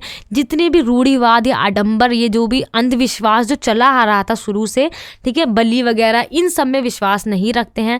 ठीक है, ऊंच नीच जाति, ठीक है, इन सारे जो भी रूढ़िवादी प्रथाएं, सती प्रथा, पर्दा प्रथा, ये प्रथाएं, उनका विरोध करते हैं। ठीक है, और जितने भी हमारे इनके संत रहे वो सभी अनपढ़ थे, बट फिर भी इनका जो अनुभव था वो बहुत ज़्यादा समृद्ध था, है ना। इसी वजह से इन्होंने इतनी अच्छी अच्छी बातें हमें बताई हैं अपने साहित्य के द्वारा। उनकी भाषाओं में बहुत सी बोलियों का आप कह सकते हो घोल मेल था, बताया गया था, अलग अलग भाषाएं जो हैं इनकी बोलियों में हमें दिखाई देती हैं, और उसी भाषा को हम क्या कहते हैं, सुदुक्कड़ी कहा जाता है। सुदुक्कड़ी का मतलब क्या होता है, खिचड़ी। जैसे खिचड़ी में क्या होता है, अलग अलग दालों को मिलाकर हमारी पूरी खिचड़ी बनाई जाती है। उसी तरीके से जो हमारे ज्ञान श्री शाखा के जितने भी हमारे संत रहे हैं उनकी जो भाषा रही थी, उनकी जो बोलियां थी वो हमारी कौन सी थी, सुदुक्कड़ी थी। सुदुक्कड़ी का मतलब क्या होता है, आप पंचमेल या कह सकते हो खिचड़ी। ठीक है, और इसके जो प्रमुख संत रहे हैं हमारे वो कौन से रहे हैं, हमारे कबीरदास जी रहे हैं। यहाँ पे आप कबीरदास का इंट्रो भी दे सकते हो। ठीक है, इस तरीके से हमारा क्या हो गया, हमारा ज्ञान श्री शाखा हो गया। आगे आ जाता है हमारा प्रेम श्री शाखा। प्रेम श्री शाखा में क्या होता है, जिसके अंदर प्रेम की बात हो। ठीक है, प्रेम की बात हो, जहाँ पर सूफी कवियों की काव्य धारा को प्रेम मार्गी माना गया है। जितने भी हमारे सूफी काव्य रहे हैं उन्होंने प्रेम मार्ग को अपनाया है, इसलिए इनकी जितनी भी साहित्य रहे हैं उसको प्रेम मार्गी माना गया है। प्रेम गाथाएं लिखी गई, उनकी भाषा अवधि रही थी। ठीक है, और दोहा चौपाई, इन सब में इनकी साहित्यों को लिखा गया था। अब आ जाते हैं इनके प्रमुख कवि कौन से रहे, हमारे मलिक मोहम्मद जैसी, इसके जो मुसलमान थे, उन्होंने मतलब कि आप कह सकते हो प्रेम श्री शाखा के अंदर अपने साहित्यों को लिखा है। ठीक है, और भी यहाँ पे आगे पॉइंट है, आप उनको पढ़ सकते हो। आगे हम देखते हैं अपना सगुण भक्ति। जैसे मैंने आपको बताया था, सगुण भक्ति के अंदर क्या होता है, ईश्वर का एक रूप होता है, एक आकार होता है हमारा, उनकी उपासना करी जाती है, उनकी पूजा करी जाती है। ठीक है, और ये अवतारवाद में विश्वास रखते हैं। ठीक है, जैसे विष्णु का अवतार हो गया, राम जी, कृष्ण, इन सब के अवतारों में वो विश्वास रखते हैं, जो हमारे सगुण भक्ति वाले जितने भी हमारे संत होते हैं। इसीलिए क्या है, जो विष्णु अथवा ब्रह्मा के 2 अवतार माने हैं उन्होंने, राम और कृष्ण, इन्हीं की पूजा करी जाती है इसके अंदर। ठीक है, जो राम भक्ति के जो हमारे भक्त रहे हैं वो हमारे रहे हैं तुलसीदास जी, और जो हमारे कृष्ण भक्ति के जो हमारे प्रसिद्ध कवि रहे हैं वो रहे हैं हमारे सूरदास जी। ठीक है, आप देखते हैं हमारा इसके जो हमारे 2 पार्ट्स थे, राम भक्ति और कृष्ण भक्ति। राम भक्ति जो शाखा रही है हमारी, उसमें क्या होता है, उसके अंदर जो विष्णु का जो अवतार है वो राम के रूप में उसकी पूजा करी जाती है, यानी विष्णु का अवतार माना गया है राम जी को, और उन्हीं की उपासना की जाती है। इसके मेन मैंने से बताया आपको, जो हमारे कवि रहे हैं वो हमारे रहे हैं तुलसीदास जी। राम श्री शाखा या राम काव्य धारा के कवि कहलाए। इसके अंदर जिन्होंने भी साहित्य लिखे हैं इस काव्य धारा के अंदर, उनको राम श्री शाखा या राम काव्य धारा कवि कहलाए गए हैं। वो राम भक्त होते हैं, जैसे रामानंद, अग्रजदास, ईश्वरदास, तुलसीदास, नभादास, ये अलग अलग और भी हमारे वो रहे हैं कवि, लेकिन उसमें सबसे प्रसिद्ध, सबसे मेन प्रतिनिधित्व करने वाले जो हमारे कवि रहे हैं वो रहे हमारे तुलसीदास जी। ठीक है, आगे इनका स्वरूप किस तरीके का रहा है, क्या क्या किस किस में विश्वास रखते थे, उनकी क्या क्या विशेषताएं थी, वो आपको बताया गया है। जैसे राम का स्वरूप को मानना, भक्ति का स्वरूप मानना, लोक मंगल की भावना।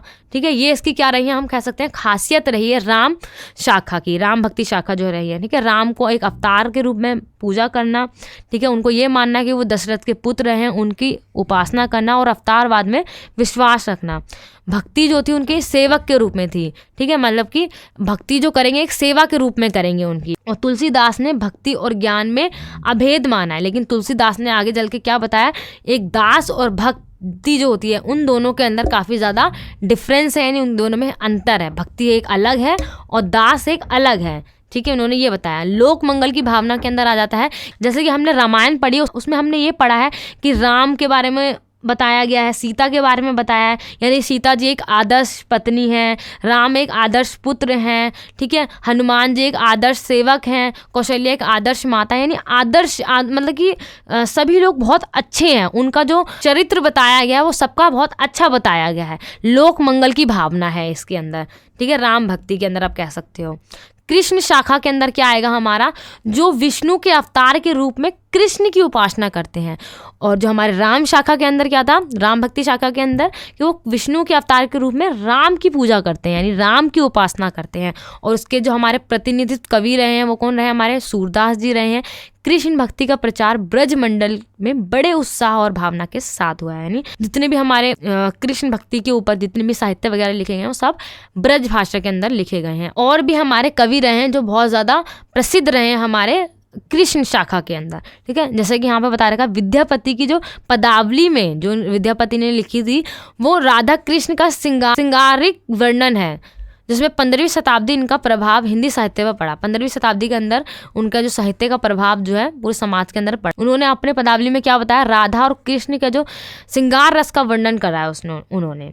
ठीक है, उन दोनों के प्रेम के बारे में उन्होंने बहुत सुंदर तरीके से साहित्य यानी वर्णन कराया। जो इन बाकी जितने भी कवि रहे हैं, जितने भी हमारे कृष्ण भक्ति के जितने भी हमारे कवि रहे हैं, सबसे मेन जो हमारे रहे हैं वो रहे हमारे सूरदास जी। जितने भी कृष्ण काव्य लिखे गए हैं सब हमारे ब्रज भाषा में लिखे गए हैं, सिंपल लैंग्वेज में यहाँ पे पूरा आपका लिख रखा है। आपको कुछ भी अपनी तरफ से कुछ भी ऐड नहीं करना है। ठीक है, सिंपल अगर आप इसी को अच्छी तरीके से पढ़कर जाते हो, थोड़ा बहुत बनाकर लिख देते हो, तो आपके अच्छे मार्क्स आसानी से आ जाएंगे। ठीक है, नेक्स्ट क्वेश्चन देखते हैं हम अपना 6th क्वेश्चन जो है हमारा, रीतिकाल के नामकरण संबंधी विवाद, उसका हमें विश्लेषण करना है कि आखिर क्या विवाद रहे हैं रीतिकाल का नामकरण पढ़ने पे, और साथ ही इसके जो साहित्यिक और धार्मिक परिस्थितियां रही हैं। जैसे हमने अभी आदिकाल में पढ़ा था ना कि उसका नामकरण किस तरीके से पढ़ा, उसमें क्या क्या विवाद रहे, अलग अलग जितने भी कवि रहे उन्होंने अपने अलग अलग मत दिए कि इसका नाम ये होना चाहिए, इसका नाम ये होना चाहिए। उसी तरीके से जो हमारा रीतिकाल है उसमें भी यही सब हुआ, और उस समय की जो सामाजिक या धार्मिक या जितनी भी परिस्थितियां रही उनका वर्णन करना है। लेकिन यहाँ पे आपको स्पेशली पूछ लिया गया है डायरेक्ट कि हमें सिर्फ और सिर्फ क्या बताना है, उसमें साहित्यिक और धार्मिक परिस्थिति का वर्णन करना है। ना ही आपको इसके अंदर राजनीतिक लिखना है, ना ही सामाजिक लिखना है। आपको डायरेक्ट इसके अंदर दो परिस्थितियां बतानी है, एक साहित्यिक परिस्थिति, एक धार्मिक परिस्थिति। उस समय की साहित्यिक परिस्थितियां कैसी थी और धार्मिक परिस्थितियां कैसी थी। ठीक है, जैसे आदिकाल को लेकर सभी लोगों का मत एक नहीं था, उसके नामकरण को लेकर, उसी तरीके से रीतिकाल में भी इसी तरीके से था। ठीक है, अब अलग अलग जो हमारे कवि रहे उन्होंने अपने अलग अलग मत दिए हैं। जैसे आचार्य राम शुक्ल ने जो अपना पूरा रीतिकाल का जो पूरा कालखंड बताया वो ये बताया 1700 से लेकर 1900 तक बताया है इसका पूरा कालखंड। उनके अनुसार क्या है, इस काल में रीति तत्व जो है उसमें प्रधानता रही, यानी सबसे पहले इसको रखा गया है। इसी को ध्यान में रखते हुए इसका नाम क्या पड़ गया, हमारा रीतिकाल पड़ जाता है। ठीक है, प्रतिभा दिखाने के लिए इन कवियों के लिए लक्षण ग्रंथ लिखना अनिवार्य था। अगर किसी भी कवि को अपने काव्य की प्रतिभा को दिखाना है कि मैं बहुत अच्छा लिखता हूँ, उसके लिए उन सभी कवियों को सबसे पहले क्या लिखना पड़ता था, लक्षण ग्रंथ लिखना पड़ता था। वो उनके लिए बहुत ज़्यादा अनिवार्य था। इस युग में इस बात पर विवाद होते थे कि इस पंक्ति में कौन सा अलंकार, शब्द, शक्ति, रस या ध्वनि है। ठीक है, अगर वो कोई भी पंक्ति लिखते थे तो उस पंक्ति के अंदर कौन सा शब्द जो है वो अलंकार है, उसके अंदर कौन सा शब्द है, कौन सी शक्ति है, कौन सा रस है, उसके अंदर कौन सी ध्वनि निकल के आ रही है, ये सारे विवाद उन सारे कवियों में हुआ करते थे। ठीक है, रीतिकाल के नामकरण से संबंधी जो विवाद रहे हैं वो यहाँ पे आपको बता दिए गए हैं कि कैसे अलग अलग जितने भी हमारे इतिहासकार साहित्यकार रहे हैं उन्होंने अपने अलग अलग मत दिए हैं। ठीक है, आप इसको यहाँ पे आसानी से इसको रीड आउट कर सकते हो। ठीक है, बहुत ही इजी लैंग्वेज में यहाँ पे आपको समझाया गया है। जैसे यहाँ पे हम सबसे पहले देखते हैं जो हमारे आचार्य शुक्ल हैं, उन्होंने क्या बताया, रीतिकाल का नामकरण करते हुए उन्होंने ये बोला इसका नाम सिंगार काल का विकल्प उपलब्ध है। यानी हम कह सकते हैं इसको हम सिंगार काल भी कह सकते हैं, क्योंकि इस समय में सिंगार रस जो है हमारा उसको बहुत ज़्यादा प्रयोग करा गया, इसलिए हम ये भी नाम रख सकते हैं।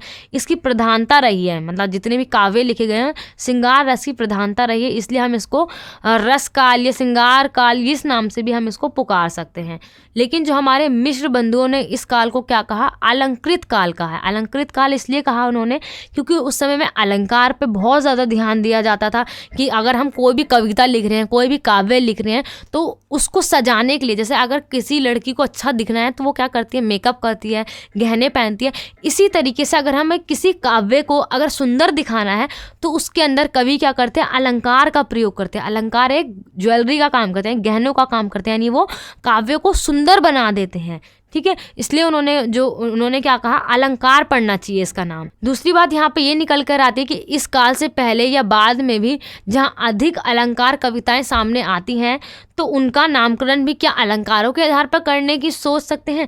मतलब आगे के कवि ये कहते हैं कि अगर ऐसा होता है कि आगे के समय में इन फ्यूचर में कभी भी किसी कविताओं में अलंकार का काफ़ी ज़्यादा प्रयोग करा जाता है किसी काल के अंदर, क्या उसका नाम भी हम अलंकृत कविताएं रख देंगे, यानी उसका उस पूरे टाइम पीरियड का नाम अलंकृत काल रख देंगे। लेकिन जब भी इसका नाम क्या पड़ गया, रीति काल पड़ गया, क्योंकि यहाँ पे रीति की प्रधानता थी, इसलिए उसका नाम क्या पड़ गया, हमारा रीति पड़ गया। यहाँ पे आपको मैंने पैराग्राफ में समझा रखा है, यहाँ पे पॉइंट दे रखा है कि रामाशंकर शुक्ल ने क्या कहा था, डॉक्टर, ठीक है, भागीरथ मिश्र ने क्या कहा था, पंडित विश्वनाथ प्रसाद मिश्र ने क्या कहा था। जो बातें वहाँ पे पैराग्राफ में बताई वहाँ पे पॉइंट में भी दे दिया। अगर आप चाहते हो एग्जाम में वैसा लिखना तो वैसा लिख सकते हो, ऐसा चाहते हो तो ऐसे भी लिख सकते हो। ठीक है, अब आज देखते हैं हम अपना जो हमारा धार्मिक परिस्थितियाँ कैसी थी उस समय की। सगुन भक्ति का विशेष प्रचार हुआ। ठीक है, उस समय में भक्ति काल के समय में क्या था, जो सगुन भक्ति थी यानी भगवान का यानी ईश्वर का एक आकार के रूप में पूजा करना उस समय में बहुत ज़्यादा विशेष था, यानी प्रचार इसका बहुत ज़्यादा था। राम लोक रक्षक के रूप में पूजे गए। जो राम थे वो लोगों की रक्षा के रूप में बहुत ज़्यादा पूजे जाते थे। कृष्ण का लोक रंजक रूप सर्वाधिक प्रिय था। जो कृष्ण थे वो लोक रंजक के रूप में प्रसिद्ध है, यानी जो कृष्ण जो है सबके मन को भाते हैं, उनका जो नटखटपन है वो लोगों को काफ़ी ज़्यादा लुभाता है। लेकिन राम ने लोगों की मदद करी है ना, और लोगों की रक्षा करी, वो रूप में उनकी पूजा करी जाती थी। राधा कृष्ण गोपियों ने केंद्र बनी। जो हमारा कृष्ण भक्ति है उनके काव्यों में जो राधा कृष्ण है या उनकी गोपियाँ रहीं जो कृष्ण जी की, वो ये तीनों चीज़ें उनके काव्यों का केंद्र बनती हैं। ठीक है, अगर हम कोई भी कृष्ण भक्ति के ऊपर जो भी अगर हम कोई भी काव्य पढ़ते हैं कोई भी, तो उसके अंदर हमारी चाहे राधा की बात होगी, कृष्ण गोपियों की बात होगी या कृष्ण या राधा की बात होगी। यही इन्हीं की जितनी भी हमारी क्रीड़ाएं मतलब होता है जो भी हमारी उनकी एक्टिविटी हुआ करती थी वो सब विहार, यानी जो अगर गोपियाँ उनसे बिछड़ गई हैं, वो श्रृंगार रस, वियोग रस, इन सभी को प्रयोग कर कर लिखा जाता था। ऐसी थी उस समय की हमारी, हम कह सकते हैं, धार्मिक परिस्थितियाँ। नेक्स्ट हमारा जो है साहित्यिक परिस्थितियाँ उस समय में कैसी थी। साहित्यिक परिस्थितियाँ कैसी थी, कैसे लिखे जाते थे साहित्य। जो काव्य शास्त्री हुआ करते थे, जो भी ग्रंथ वगैरह लिखते थे, वो प्रकृति में श्रृंगार रस, यानी जो श्रृंगार रस है उनका एक कह सकते हो मेन था, वो उसका प्रयोग करते ही करते थे। तो मुक्त काव्यों में भी प्रमुख श्रृंगार को आधार बनाया जाता था। अगर वो मुक्त काव्य भी लिख रहे हैं उसके अंदर भी श्रृंगार रस का प्रयोग करा जाता था। ठीक है, रीतिकाल से पूर्व हिंदी में भी कुछ कृतियाँ मिलती हैं हमें जो रीतिकाल की शैली में रची गई हैं। ठीक है, रीतिकाल से पहले भी हमें काफ़ी ज़्यादा ऐसी कृतियाँ मिलती हैं जो हमारी रीतिकाल की तरह लिखी गई हैं। ठीक है, आगे देखते हैं हम अपना नेक्स्ट क्वेश्चन जो है हमारा, आधुनिक काल का विभिन्न परिस्थितियों की व्याख्या करिए। ठीक है, सबसे पहले हमें बताना है कि जो आधुनिक काल के समय में जो अलग अलग परिस्थितियाँ थी उसका वर्णन करना है हमें, और आधुनिक काल जो है हम कह सकते हैं आधुनिक बोध और जो हमारा मध्यकालीन बोध रहा है उन दोनों में क्या अंतर रहा है, क्या डिफरेंस रहा है, वो बताना है हमें। ठीक है, ये क्वेश्चन भी काफ़ी ज़्यादा हमारा ईजी है। इसको अच्छी तरीके से मैंने यहाँ पे नोट्स में समझा रखा है पूरा, आप इसको अच्छी तरीके से रीड कर सकते हो और इसको आप परचेज कर सकते हो। इसका लिंक वीडियो के डिस्क्रिप्शन बॉक्स में दिया गया है। बच्चे में सबसे पहले हम क्या देखते हैं, जो हमारा हिंदी साहित्य का इतिहास जो है हमारा वो 3 भागों में डिवाइड करा गया है। 3 भागों में, यानी जो हमारा सबसे पहले जो हमारा प्राचीनतम कालीन जिसको हम आदिकाल भी कह सकते हैं, या हमारा सेकंड हो जाता है हमारा मध्यकाल, तीसरा हो जाता है हमारा आधुनिक काल। ठीक है, इन कालों के अंदर बीच में जैसे हमारा आ जाता है भक्ति काल हो गया, रीति काल, छायावाद काल, ये सारे हमारे इनके बीच के ही टाइम पीरियड में आ जाते हैं।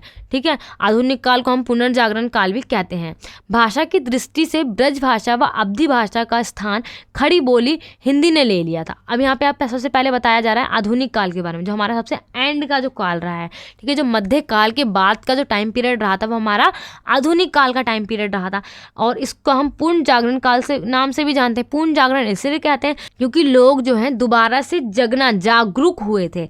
मध्य काल के अंदर क्या था, लोगों की जो बुद्धि थी वो भ्रष्ट हो गई थी, वो अंधविश्वास, आडंबर की ओर बढ़ चले थे। लेकिन आधुनिक काल के आते आते क्या हुआ, अब लोगों के अंदर सोचने समझने, तर्क वितर्क की जो क्षमता है वो बढ़ गई थी। इस वजह से इस पूरे आधुनिक काल का नाम पुनर्जागरण काल भी कहा जाता है। भाषा की दृष्टि से क्या हुआ था, ब्रज व अवधी भाषा का स्थान जो है खड़ी बोली लेने लग गई थी। यानी अब पहले जो है मध्यकाल के समय में जो ब्रज भाषा, अवधी भाषा में साहित्य वगैरह लिखे जाते थे, लेकिन क्या होने लगा था, वो खड़ी बोली की भाषाओं में साहित्य अब लिखे जाने लग गए थे।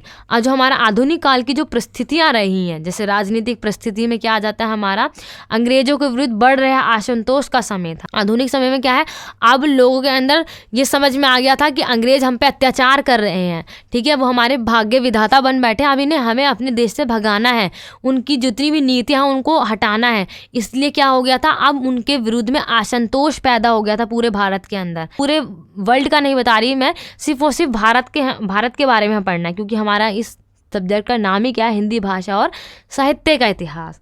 ठीक है, अंग्रेजों द्वारा किए गए सामाजिक व धार्मिक सुधार रूढ़िवादी भारतीय स्वीकार नहीं कर पाए। जो अंग्रेजों ने जैसे अलग अलग प्रथाएं जो थी हमारे, जैसे विधवा प्रथा हो गई, पर्दा प्रथा हो गई, सती प्रथा हो गई, उन सारी प्रथाओं को ख़त्म कर दिया था।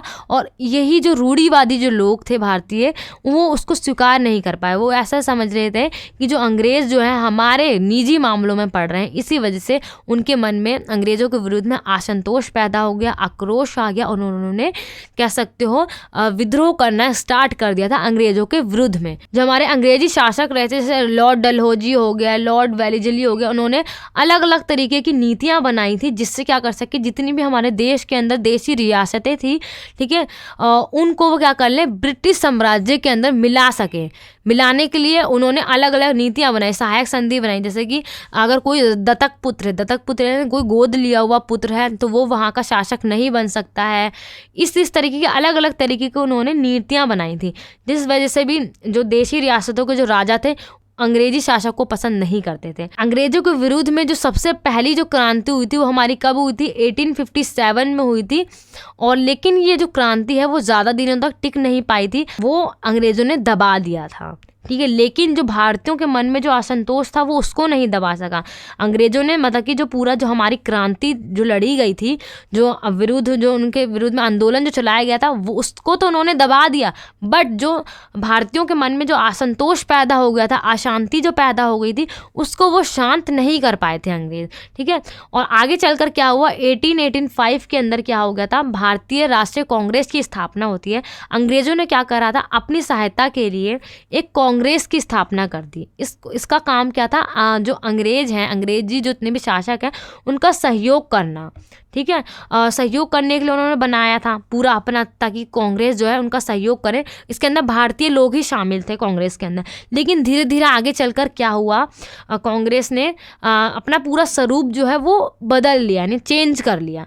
अब कांग्रेस क्या करने लगी थी, अब जो भारतीय थे, ठीक है, उन लोगों की परेशानियों को अंग्रेजों के सामने रखती और आज़ादी की मांग करना उन्होंने स्टार्ट कर दिया था। पहले छोटी मोटी जो सुधार की बात करती थी कि हाँ भारत के अंदर मतलब यहाँ पे ये खराबी है, यहाँ पे ये खराबी है, उसको ठीक कर दिया जाए, ठीक है। और अंग्रेजी शासक उसको ठीक कर दिया करते थे। बट धीरे धीरे क्या हुआ, उसका पूरा स्वरूप चेंज हो गया। अब उन्होंने ये प्रार्थना करना स्टार्ट कर दिया, ये रिक्वेस्ट करना स्टार्ट कर दिया कि अब वो भारत को छोड़ दे और उसको क्या कर दे, स्वतंत्र कर दे। इसकी मांग करना उन्होंने स्टार्ट कर दिया। अब उन्होंने आंदोलन करना स्टार्ट कर दिया था। अब क्या हो गया, 1915 की बात आती है जब गांधी जी भारत के अंदर आते हैं, ठीक। अब गांधी जी ने क्या कर दिया, भारत के अंदर अलग अलग तरीके के आंदोलन करना स्टार्ट कर दिए थे। पारण आंदोलन, असहयोग आंदोलन, सविनय अवज्ञा आंदोलन, भारत छोड़ो आंदोलन, ये सारे आंदोलन किसके विरुद्ध में चलाए गए थे, अंग्रेजों के विरुद्ध में चलाए गए थे, ताकि उनकी जो अंग्रेजों की जो नींव है वो पूरी हिल जाए। और ऐसा हुआ भी। जो गांधी जी ने जितने भी आंदोलन चलाए उन सभी आंदोलनों ने अंग्रेजों की जो नींव है पूरी तरीके से हिला के रख ली। और जितने भी भारतीय लोग थे उनके मन में देशभक्ति की जो धारा है वो बहने लग गई थी। अब देश प्रेम की जो भावना है वो सभी के मन में आ चुकी थी। अब सबको समझ में आ चुका था कि हमें अपनी स्वतंत्रता की जो लड़ाई है वो हमें स्वयं लड़नी है, खुद लड़नी है। लेकिन जो अंग्रेजों की जो फूट डालो और राज करो की जो नीति थी वो पूरी तरीके से बढ़ती ही जा रही थी, ठीक है। जैसे कि अंग्रेजों ने क्या करा था, संप्रदाय की जो खाई है उसको बढ़ा दिया था। हिंदुओं को वो अलग भड़काते थे और मुसलमानों को वो अलग भड़काते थे। इससे क्या हो रहा था, सांप्रदायिकता की जो खाई है वो बढ़ती जा रही थी। वो उस समय में हमें ज़्यादा देखने को तो नहीं मिली जब अंग्रेज़ थे हमारे भारत में। बट जब उन्होंने जैसे ही भारत को आज़ाद करा, स्वतंत्र करा, वो हमें उसी टाइम देखने को मिली कि कितनी बुरी तरीके से भारत का पार्टीशन होता है। जब हमें भारत को आज़ादी तो मिलती है, साथ ही साथ हमारे भारत के दो टुकड़े भी हो जाते हैं। एक बन जाता है हमारा भारत, दूसरा बन जाता है हमारा पाकिस्तान। उस समय में सांप्रदायिक जो दंगे हैं, झगड़े हैं, वो काफ़ी ज़्यादा हमें देखने को मिलते हैं। उस समय में काफ़ी ज़्यादा खून खराबा बहुत ज़्यादा हुआ था। उस समय की राजनीतिक परिस्थितियाँ जो थी वो कुछ ऐसी ही थी जो भाई मैंने आपको बताई, ठीक है। नेक्स्ट हमारा क्या है, आर्थिक परिस्थितियाँ। अब भारत की उसी समय में आर्थिक परिस्थितियाँ कैसी थी। आर्थिक परिस्थितियाँ भी काफ़ी ज़्यादा अच्छी नहीं थी, क्योंकि हमें पता था, हम जानते हैं कि हम अंग्रेज़ के गुलाम हुआ करते थे, जिस वजह से वो हम पे शोषण करा करते थे। और जितने भी हमारे संसाधन वगैरह हैं, आर्थिक संसाधन, उनका वो दोहन करा करते थे। जैसे अंग्रेज़ क्या करते थे, भारत से वो कच्चा माल ले जाते थे और वहाँ पे वो इंग्लैंड में जाकर उसको बनाते थे और भारत में वापस आकर उसको महंगे दामों पर बेचा करते थे, ठीक है। इससे हमारा नुकसान हो रहा था, यानी हमारी आर्थिक स्थिति जो है पूरी तरीके से खराब हो रही थी। और जो इंग्लैंड यानी जो अंग्रेज़ों की जो आर्थिक स्थिति है वो बढ़ती जा रही थी, वो उनकी अच्छी होती जा रही, इनकी इकोनॉमिक डेवलपमेंट बढ़ रही थी, बट हमारी आर्थिक स्थिति खराब हो रही थी, ठीक है। और इस वजह से क्या हुआ, भारत के अंदर जितने भी उद्योग धंधे थे वो टिक नहीं पाए, वो पूरी तरीके से बंद होने लग गए। अंग्रेज़ हैं वो क्या करने लगे थे, बने बनाए सामानों को भारत में आकर बेचने लग गए थे। भारत के जितने भी कारीगर थे वो बेकार हो गए थे। अब वो शहरों में जाने लग गए थे, किसके लिए, रोजगार की तलाश के लिए वो शहरों में जाने लग गए थे। इन्हीं सारी बातों की वजह से क्या हो गया, सभी लोग संगठित होने लग गए, इकट्ठा होने लग गए। अब क्योंकि उन्हें अंग्रेजों को विरुद्ध में लड़ाई लड़नी थी, इसलिए खड़ा होना था, इसलिए वो अब संगठित हुए और उन्होंने क्या करे, आंदोलन छेड़ना शुरू करा, ठीक है। अब यहाँ पे एग्जाम्पल में आप ये भी लिख सकते हो, खादी का जो प्रचार हो रहा था, जो गांधी जी ने करा था, चरखे से खादी कपड़े सिलना, बनाना, वही पहनना। जितने भी अंग्रेज, जो भी इंग्लैंड से जो भी सामान आ रहा था, जो इतनी भी फैक्ट्रियाँ वगैरह थे, उनका विरोध करना, उनका भ्रष्टाचार को रोकना, ये सारी चीज़ें, उनके शोषण को रोकना, इसके विरोध में आंदोलन उस समय में स्टार्ट हो गए थे। सामाजिक और धार्मिक परिस्थितियाँ उस समय में कैसी थी, अंग्रेजी शासन और उसकी नीतियों का प्रभाव भारत की सामाजिक धार्मिक परिस्थितियों पर भी पड़ रहा था। इस युग में क्या था, दोनों तरफ से समाज सुधार और धार्मिक सुधार की बात होने लगी थी, क्योंकि इस समय में क्या हो रहा था, समाज में सुधार की बात भी और धार्मिक सुधार की भी बात हो रही थी। जैसे मध्यकाल के अंदर क्या था कि जो सामंतवादी जो प्रथा है और ईसाई धर्म जो है उसका बोलबाला था, इसी वजह से उसके अंदर सुधार की बात भी चल रही थी और समाज के अंदर जितनी भी रूढ़िवादी प्रथाएं हैं उसको ख़त्म करने की बात भी थी, ठीक है। वो भी अलग अलग प्रथाएं थी। जो अंग्रेजी सरकार थी उन्होंने क्या करा था, जितनी भी रूढ़िवादी जो हमारी परंपराएं थी उनको अवैध घोषित कर दिया, उनको बता दिया, वो गलत ठहरा दिया, ठीक है। जिस वजह से लोग काफ़ी ज़्यादा गुस्सा भी हुए थे उस समय में। सामाजिक बुराइयों को अवैध घोषित करार कर दिया, ठीक है। जैसे कि विधवा पुनर्विवाह अधिनियम पारित कर दिया उन्होंने। क्या कर दिया, जैसे पहले क्या था, जब अंग्रेज़ नहीं आए थे भारत के अंदर, उस समय में जो विधवाएं थी वो वापस से शादी नहीं कर सकती थी, यानी पूर्ण विवाह वो नहीं कर सकती थी। बट जो लॉर्ड विलियम थे पेंडिंग, उन्होंने क्या कर दिया, सती प्रथा, कन्या वध विवाह ऐसी प्रथाओं को अवैध घोषित करा और जो विधवा पूर्ण विवाह जो अधिनियम था उस लॉ को उन्होंने पारित कर दिया।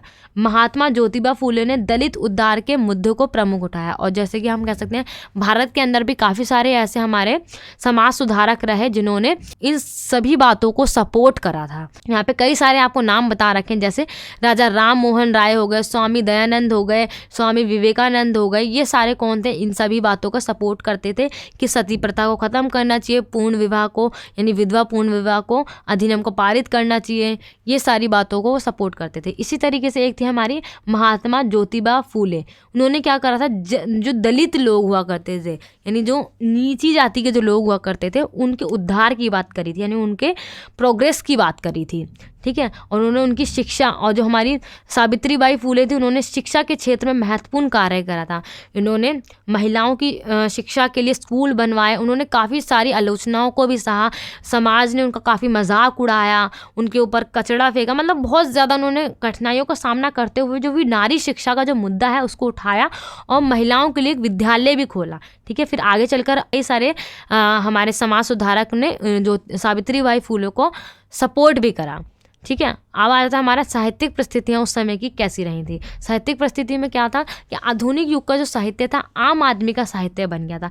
पुराने समय में क्या हो रहा था, जो हम कह सकते हैं आदिकालीन समय में, उस समय में सिर्फ और सिर्फ राजा की बात हुआ करती थी। राजा कैसा काम करता है, राजा कैसे जनता की मदद करता है, राजा का घर परिवार, सिर्फ वो जितना भी साहित्य है वो पूरा पूरा कहाँ राजा के अराउंड में चलता था। लेकिन अब क्या हो गया था, आधुनिक काल के समय में क्या हो गया था, अब उस समय में जो आम आदमी है, जो पब्लिक है, उसने उनकी क्या परेशानियां हैं, उनकी क्या क्या कठिनाइयां हैं, उनको किस तरीके से सुलझाया जा सकता है, उन सभी समाज में सुधार की बात करना आधुनिक युग की आप कह सकते हो परिस्थितियाँ थी। ठीक है, आधुनिक युग में साहित्यिक परिस्थितियों में यही बताया जाता था कि जो आम पब्लिक है उनकी किस तरीके से हम मदद कर सकते हैं, ये बताया जाता था। ठीक है, मध्यकालीन बौद्ध और आधुनिक अब आ जाता है हमारा पॉइंट, मध्यकालीन बौद्ध और आधुनिक बौद्ध के अंदर क्या अंतर था। इसको मैं आपको ऐसे बता देती हूँ। जैसे मध्यकालीन के अंदर क्या था हमारा, सबसे पहले उस समय में सामंतवादी प्रथा थी और ईसाई धर्म का बोलबाला था। लोगों के अंदर सोचने समझने की क्षमता नहीं थी। लोग रूढ़िवादी प्रथाएं, सती प्रथा, बाल विवाह, ये सारी प्रथाओं को सपोर्ट करा करते थे। बट क्या हुआ, आधुनिक काल के समय में आते आते ये प्रथाओं का विरोध होने लग गया था और इन सभी प्रथाओं का मतलब कि अंग्रेजों ने भी खत्म करने के लिए अलग अलग जो नियम है वो पारित करना स्टार्ट कर दिए थे। ठीक है, ये आप इसमें अंतर लिख सकते हो अपने आप बनाकर। ठीक है, और अगर आप इस नोट को डीपली पढ़ना चाहते हो तो इसके लिए आप इस नोट्स को परचेज भी कर सकते हो, जिसका लिंक आपको वीडियो के डिस्क्रिप्शन बॉक्स में दिया गया है। आगे देखते हैं हम अपना नेक्स्ट क्वेश्चन। नेक्स्ट क्वेश्चन है हमारा, आधुनिक कविता का परिचय देते हुए भारतेंदु युगीन कविताओं की हमें विशेषताओं पे प्रकाश डालना है। सबसे पहले हमें आधुनिक कविताओं का परिचय देना है, देन हमें उसकी भारतेंदु युगीन की विशेषताओं के बारे में बताना है। सबसे पहले आपको उत्तर में इंट्रोडक्शन देना है आधुनिक काल का, कि आधुनिक काल में किस तरीके का काल था, वो उस समय में कैसी परिस्थितियाँ थी। परिस्थितियों के बारे में अभी हमने अपने पहले वाले क्वेश्चन में ही पढ़ा कि उस समय में अंग्रेज़ों का भारत के अंदर आगमन हो चुका था और भारत के अंदर जितनी भी हमारी रूढ़िवादी प्रथाएं थी, सती प्रथा है ना, बाल विवाह ये और विधवा की विवाह ना होना, ये सारी जो भी प्रथाएं चली आ रही थी उनको उन्होंने अवैध घोषित कर दिया था। और इन्हीं सारी प्रथाओं की वजह से ये सारी जितनी भी परिस्थितियाँ थीं उनका उस समय के साहित्यों पर बहुत गहरा प्रभाव पड़ा। ठीक है, अब उनकी वजह से भारतेंदु युग की कविताओं पर क्या क्या विशेषताएं आई वो हम देखते हैं इस समय में। सबसे पहला पॉइंट आता है हमारा राष्ट्रीयता।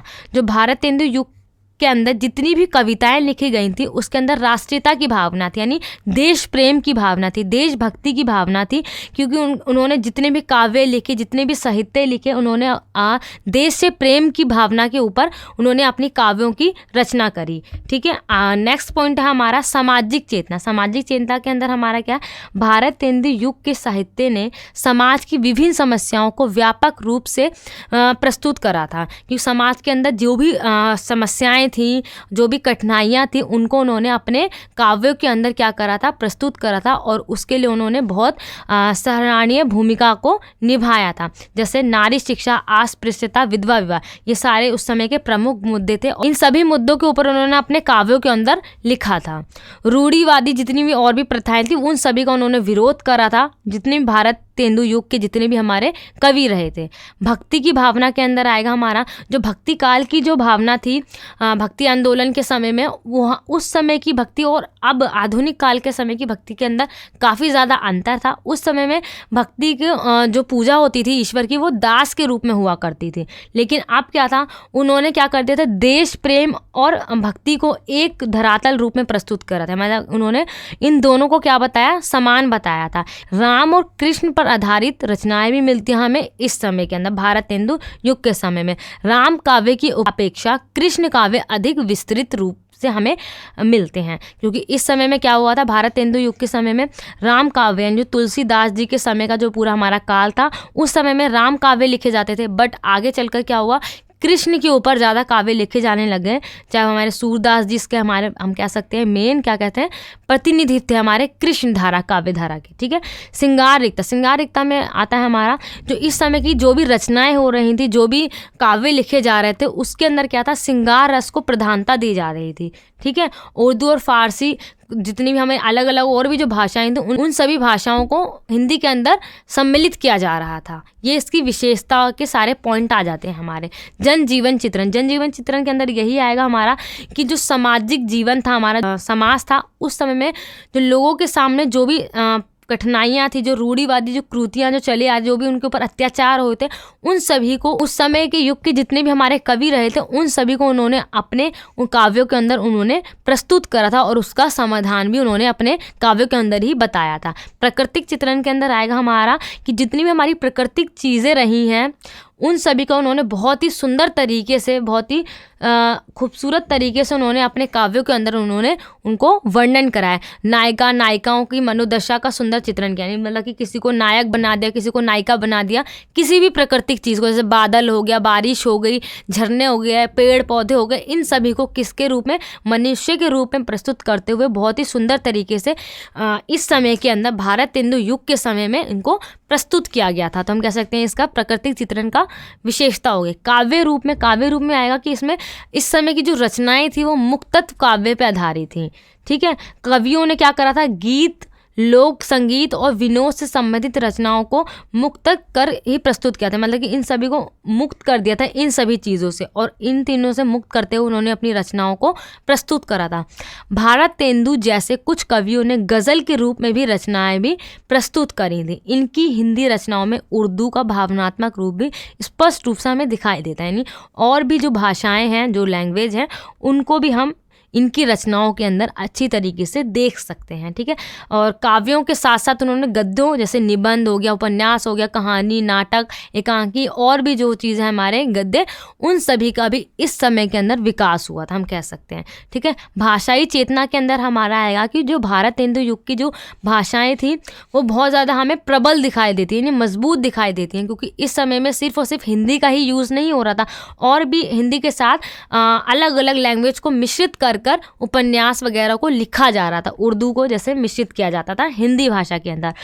भारत तेंदु हरिश्चंद्र की भाषा में भी उर्दू ही नहीं अनेक क्षेत्रीय भाषाओं के शब्दों का प्रयोग मिलता है। जो भारत तेंदु हरिश्चंद्र जी थे, उनकी जो भाषा थी उसके अंदर सिर्फ उर्दू ही नहीं और भी जो क्षेत्रीय भाषाएं थी, जैसे हमने अभी कितनी सारी क्षेत्रीय भाषाओं के बारे में पढ़ा था अपने सेकंड क्वेश्चन के अंदर, उनमें से कई सारी भाषाओं के शब्दों को हमने इनकी भाषा के अंदर देखा। तो इस तरीके से हमारा ये क्या हो गया, हमारा पूरा भारत तेंदु युग की विशेषताएं हो गई। ठीक है, और आधुनिक युग का हमने परिचय भी दे दिया। ठीक है, 9th क्वेश्चन है हमारा, हिंदी कहानी के विकास में प्रेमचंद जो युग रहा है हमारा, उसकी क्या भूमिका रही है। जो हमने अभी हिंदी भाषा का विकास पढ़ा था, अब हमें बताना है इसके अंदर हिंदी के अंदर जितनी भी कहानियाँ लिखी गई हैं उसके अंदर जो हमारे प्रेमचंद का जो पूरा युग रहा है, जो पूरा उनका टाइम पीरियड रहा है, उसका क्या रोल है, क्या भूमिका रही है, उन प्रेमचंद के बारे में हमें पूरा एक्सप्लेन करना है। ठीक है, किस तरीके को आंसर को प्रेजेंट करना है, कौन कौन से क्वेश्चन आपके एग्जाम के अंदर किस तरीके से पूछे जाएंगे, ये सभी चीज़ हमने अपने नोट्स में अच्छी तरीके से बता रखा है।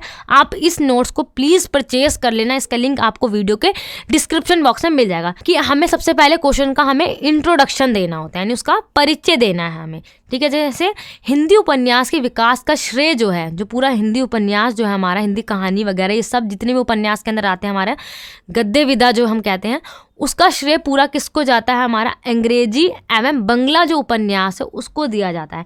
इन्हीं दोनों के अंदर जो उपन्यास लिखे गए थे अंग्रेजी भाषा और बंगला भाषा के अंदर, उसके विकास के बाद ही क्या हुआ कि जब वो बहुत ज़्यादा लोकप्रिय होने लग गए तो हिंदी के अंदर भी क्या होने लगे, उपन्यास को लिखा जाने लग गया। ठीक है, और उसके मेन आप कह सकते हो उपन्यासकार कौन रहे, हमारे प्रेमचंद जी रहे।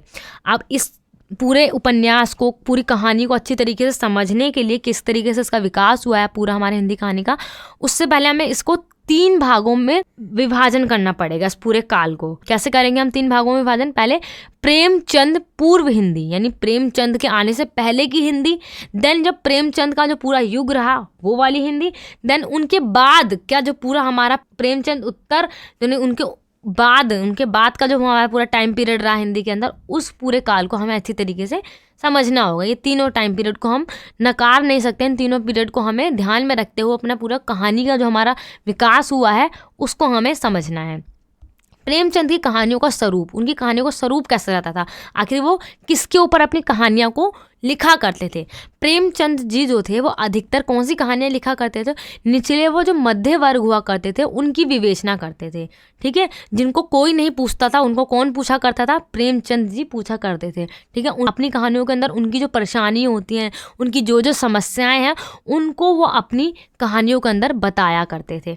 डॉक्टर कमल किशोर गोयनका ने क्या कहा, मुंशी जी की पूरे हिंदी व उर्दू कहानियों को प्रेमचंद कहानी रचनावली के नाम से प्रकाशित कराया। जो डॉक्टर कमल किशोर गोयनका थे, उन्होंने क्या करा, जितनी भी मुंशी जी, यानी जो प्रेमचंद मुंशी जी थे, उन्होंने जितनी भी कहानियाँ उर्दू या फारसी कहानी जो भी लिखी हैं इन दोनों लैंग्वेज के अंदर, उन्होंने उसको पूरा इकट्ठा करा, उसकी पूरी एक रचनावली बनाई। क्या नाम रखा उसका? प्रेम कहानी रचनावली। इस नाम से उसको पूरी तरीके से प्रकाशित कर दिया। ठीक है, उन्होंने मानव के सभी वर्गों के साथ साथ पशु पक्षियों को भी अपनी कहानियों में मुख्य पात्र के रूप में सहेजा। जैसे उन्होंने मध्यम वर्ग और जो निचला वर्ग है उनकी जो परेशानियाँ, उनकी जो कठिनाइयाँ, उनको अपनी कहानियों के अंदर बताया। उसी तरीके से उन्होंने क्या करा, जो मानव के जितने भी वर्ग हैं वो भी बताया, और पशु पक्षी को भी उन्होंने अपनी कहानियों के अंदर मुख्य पात्र के रूप में बताया है। उन्हीं को पात्र बनाकर कहानियाँ लिखी अच्छी अच्छी, जो काफ़ी ज़्यादा प्रसिद्ध भी हुई हैं। उनकी कहानियों में मजदूरों, स्त्रियों, किसानों, दलितों आदि की समस्याओं को गंभीरता के साथ चित्रित किया गया है। इन सभी की जितनी भी समस्याएं हैं उनको उन्होंने बहुत ही अच्छी तरीके से चित्रित किया है अपने कहानियों के अंदर। ठीक है, अब प्रेमचंद जी जो हैं हमारे, उनका योगदान क्या रहा है साहित्य के अंदर, वो हम देखते हैं। उपन्यास और कहानियों के द्वारा, जो मुंशी प्रेमचंद जी ने उपन्यास और कहानियाँ जो लिखी थी उसके द्वारा क्या हुआ, जो जन सामान्य हैं उनको साहित्य से जोड़ने का सेतु स्थापित किया। सेतु मतलब आप समझ सकते हो, एक पुल बना दिया उन्होंने। ठीक है, किन्होंने? मुंशी प्रेमचंद जी ने। उन्होंने जितनी भी कृतियाँ वगैरह लिखी, उन्होंने समाज को जोड़ दिया परेशानियों के साथ, उनके किस तरीके से सुलझाया जा सकता है, उनका समाधान क्या होगा, उन्होंने साहित्य के साथ लोगों को जोड़ दिया। प्रेमचंद ने क्या करा था, SBI की सदस्य ग्रहण करते हुए गांव में 5 साल तक निरीक्षण किया। ठीक है, पहले वो SBI के सदस्य बने और उन्होंने 5 गांवों का क्या करा, निरीक्षण करा। ठीक है, अच्छी तरीके से देखा वहाँ पे कौन कौन सी परेशानियाँ, और उन्हीं के ऊपर उन्होंने क्या लिख दिया, अपने उपन्यास यानी अपनी कहानियों के माध्यम से लोगों के सामने उनकी परेशानियों को प्रस्तुत करा। और वो बहुत ज़्यादा आज भी महत्वपूर्ण है, जितनी भी उन्होंने उस कहानियाँ लिखी। उन 5 गाँवों के अंदर उन्होंने जो पूरा निरीक्षण करा था, पूरा अच्छी तरीके से देखा लोगों के घरों में जाकर कि क्या क्या परेशानियां हैं, क्या क्या कठिनाइयां हैं, इसका सॉल्यूशन किस तरीके से हो सकता है, कैसे लोगों का जीवन व्यतीत होता है, गरीब लोगों का, उन सभी के ऊपर उन्होंने अच्छी अच्छी कहानियों को लिख डाला और बहुत ही वो ज़्यादा महत्वपूर्ण हो गई और बहुत ज़्यादा प्रसिद्ध भी हुई। मुंशी प्रेमचंद की कहानियाँ हृदय स्पर्शी होती थीं। जो मुंशी प्रेमचंद जी थे, उनकी जो कहानियाँ थी वो दिल को छूने वाली होती थी। रियलिटी में जो परेशानियाँ हैं, जो भी समस्याएं हैं, उनको जो वो अपनी कहानियों के अंदर बताते थे, जब लोग उनको पढ़ते थे ना, तो वो कहानियाँ उनके मतलब कह सकते हो उनके दिल में जाके चुभ जाती थी, वो उनको दिल को लग जाती थी। इसलिए उसको क्या कहा गया, हृदय स्पर्शी कहा गया, जो दिल को छू जाती हैं ऐसी कहानियाँ। प्रेमचंद की कहानियों और उपन्यासों में आने वाले गांव और जिलों को एक अलग तरह का पहचान दिया। ठीक है, प्रेमचंद जी ने अपनी कहानियों के अंदर जिन गांवों का वर्णन करा था, उनके गांवों के अंदर जिन जिन लोगों को परेशानियां थी, उन गांवों को एक अलग महत्व मिल गया। आप कह सकते हो ये बहुत ही बड़ा योगदान है उनके लिए। मुंशी प्रेमचंद जो है, उनके साहित्य की क्या विशेषताएं रही, उनकी रचनाओं में समकालीन इतिहास बोलता हुआ दिखता है। जो उस समय का जो पूरा इतिहास है, उनकी रचनाओं के अंदर पूरा हमें बोलता हुआ यानी पूरा दिखाई देता। अगर हम उनकी रचनाओं को पढ़ लेते हैं तो हमें पूरा उस समय का जो भी सोसाइटी थी, समाज था, वो अच्छी तरीके से हमें समझ में आ जाएगा। जन साधारण की जितनी भी भावनाएं हैं, उनकी समस्याएं हैं, उनकी परिस्थितियां कैसी थी, वो हमें रियलिटी में समझ में आ जाएंगी। मुंशी जी ने मानव स्वभाव की आधारभूत महत्ता पर बल दिया है। मतलब कि जो प्रेमचंद जी थे, उन्होंने मानव की जो असलियत यानी रियलिटी में जो महत्व है, उनकी क्या इंपॉर्टेंस है, उस बात पर उन्होंने काफ़ी ज़्यादा हम कह सकते हैं बल दिया है। अब इसका यहाँ पे निष्कर्ष लिख दिया गया है, इसका पूरा अच्छी तरीके से आंसर को एक्सप्लेन किया गया है। आप इसको डीपली पढ़ लेना, इस पूरे नोट्स को आप परचेज करके। ठीक है, अब लास्ट क्वेश्चन हम अपना देखते हैं, जो है हमारा इन सभी पे हमें क्या करनी है, टिप्पणी करनी है। ये आपका शॉर्ट नोट्स टाइप में आता है। ठीक है, जैसे मैंने आपको यहाँ पे 5 शॉर्ट नोट दे रखे हैं, आपके एग्जाम में 4 आएंगे या 3 भी आ सकते हैं। ठीक है, उसमें से आपको 2 को ही एक्सप्लेन करना होगा, लेकिन यहाँ पे मैंने आपको 5 को एक्सप्लेन करके दिया है। सबसे पहला जो हमारा है, अवधि बोली का हमें सामान्य परिचय देना। अवधि बोली का भी हमने सेकेंड क्वेश्चन में भी पढ़ा था। इसका हम सबसे पहले इंट्रोडक्शन लेते हैं अवधी भाषा का। अवधी भाषा जो है हमारी, वो पूर्वी हिंदी की सबसे मुख्य बोली है। जो पूर्व के साइड में जो हिंदी बोली जाती है, वो उसमें से सबसे प्रमुख बोलियों में से कौन सी हमारी, अवधी बोली जो हमारी सबसे मेन है। ठीक है, इस बोली का नाम अवधी अवध शब्द से स्थानांतरण हुआ है, मतलब इसको अवध शब्द से इसको ट्रांसफर किया गया है। ठीक है, अवध अयोध्या का ही एक नामांतरण है। ठीक है, अवध जो है हमारा, अयोध्या जो था हमारा, उसका ही आप कह सकते हो दूसरा रूप है, या उसको अयोध्या भी कहते हैं, उसको अवध भी कहते हैं। ठीक है, और इसी को जो भारतीय इतिहास कर रहे हैं, उन्होंने अयोध्या को दक्षिण कौशल की राजधानी माना है।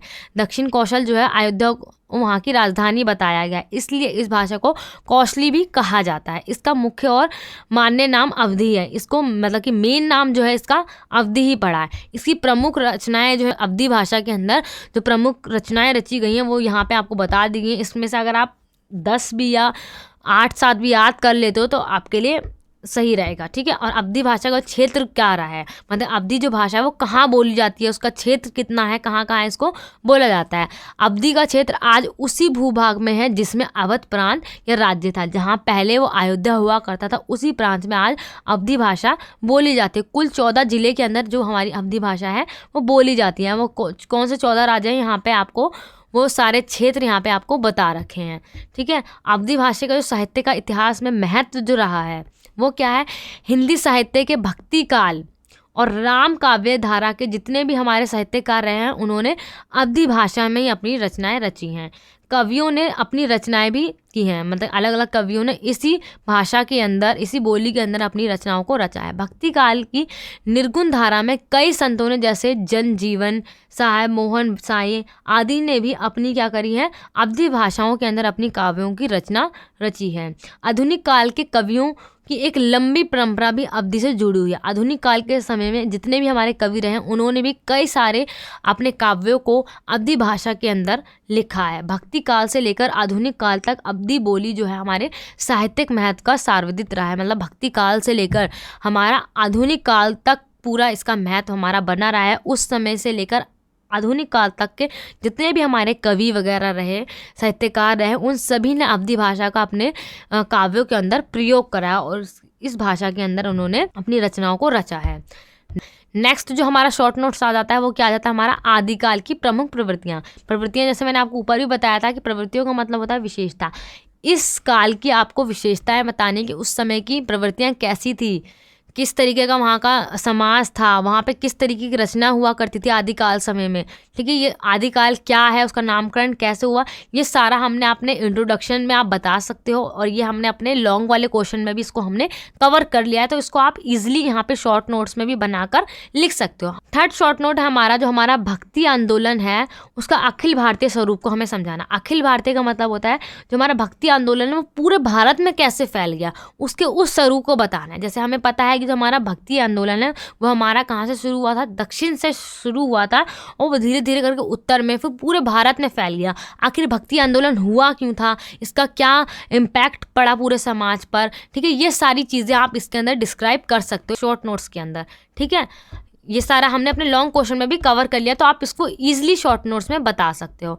एंड हमारा फोर्थ क्या है, हमारा कृष्ण एवं राम भक्ति जो काव्य के अंदर हमें अंतर बताना है, ठीक है। जो हमने भक्ति काल के अंदर जो सगुन भक्ति के जो 2 पार्ट पढ़े थे, वो हमने यही 2 पार्ट पढ़े थे ना, काव्य धारा और राम काव्य धारा। अब इन दोनों में हमें डिफरेंस बताने हैं, इन दोनों में हमें अंतर बताना है कि क्या अंतर है। जैसे कि हमें पता है कृष्ण काव्य धारा के जो मेन कवि रहे हैं वो हमारे सूरदास जी रहे हैं, और राम काव्य धारा के हमारे तुलसीदास जी रहे हैं, ठीक है। और राम भक्त की जितने भी वो रहे हैं हमारे कवि, वो अवतारवाद को माना करते थे, ठीक है। और दोनों ही विष्णु के क्या है, हमारे अवतार हैं, ऐसा मानते हैं। आप इस तरीके से डिफरेंस कर सकते हो, या आप पैराग्राफ में भी लिख सकते हो दोनों को, कि पहले आप राम काव्य धारा को एक्सप्लेन कर दो, देन आप कृष्ण काव्य धारा को एक्सप्लेन कर दो। या तो आप चाहते हो तो आप एक पूरा टेबल बना के भी एक्सप्लेन कर सकते हो, जैसे कि कृष्ण काव्य धारा के जितने भी कवि रहे हैं उनका क्या मानना था, राम काव्य धारा के जो कवि रहे हैं उनका क्या मानना था, ठीक है। जो इसको फॉलो करते हैं और जो इसको फॉलो करते हैं, इन दोनों में क्या डिफरेंस है, क्या अंतर है। जो कृष्ण काव्य धारा के लोगों प्रेम को प्रमुख मानते हैं, लेकिन जो राम काव्य धारा को मानने वाले लोग हैं वो किसको, दास्य भाव को प्रमुख मानते हैं। महत्व सिर्फ लोक रंजक के रूप में है, हमने अभी ऊपर भी पढ़ा था। और जो राम काव्य धारा के जो मानने वाले हैं वो लोक रंजक तथा लोक रक्षक, यानी लोगों की रक्षा करने को भी स्वीकार करते हैं, ठीक है। इस तरीके से हम यहाँ पे डिफरेंस कर सकते हैं। जैसे इसमें प्रेम के आवेग के समक्ष नियमों की अनदेखी की गई है, ठीक है। सिर्फ प्रेम को ही क्या माना गया है, प्रमुख माना गया है।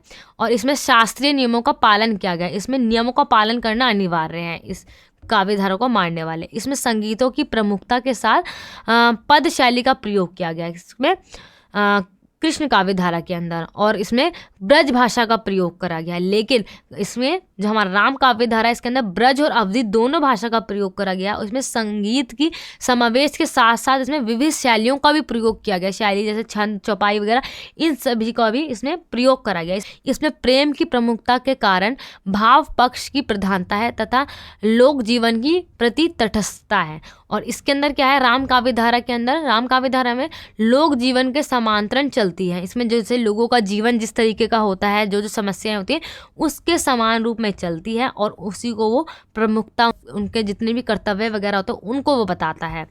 और इसमें एंड क्या है हमारा, इसका मूल आधार भगवान में निहित है, ठीक है। और इसका मूल प्रेरणा क्या है, रघुवंश, उत्तर रामचरित, हनुमान नट इत्यादि, मतलब अलग अलग और भी जो लोग रहे हैं इसके, उन सभी के अंदर इसमें ये लोग विश्वास रखते हैं। इसमें सिर्फ और सिर्फ कृष्ण के अंदर ये लोग लीन रहते हैं, कृष्ण काव्य धारा के लोग। एंड हमारा आ जाता है 5th छायावादी काव्य धारा। ये हमारा एंड शॉर्ट नोट्स है, लास्ट शॉर्ट नोट्स है। इसके अंदर क्या है, हमारा छायावादी जो हमारे कवि हैं, जो छायावादी काव्य धारा है उसके बारे में हमें डिस्क्राइब करना है, ठीक है। छायावादी हिंदी साहित्य के रोमांटिक उत्थान की वह काव्य धारा है जो लगभग 1918 से लेकर 1936 तक का प्रमुख युगवाणी रही है, ठीक है। इस समय से लेकर इस समय तक का इसका पूरा काल जो है, इसका उद्भव हुआ, हम कह सकते हैं इसका उत्थान हुआ था।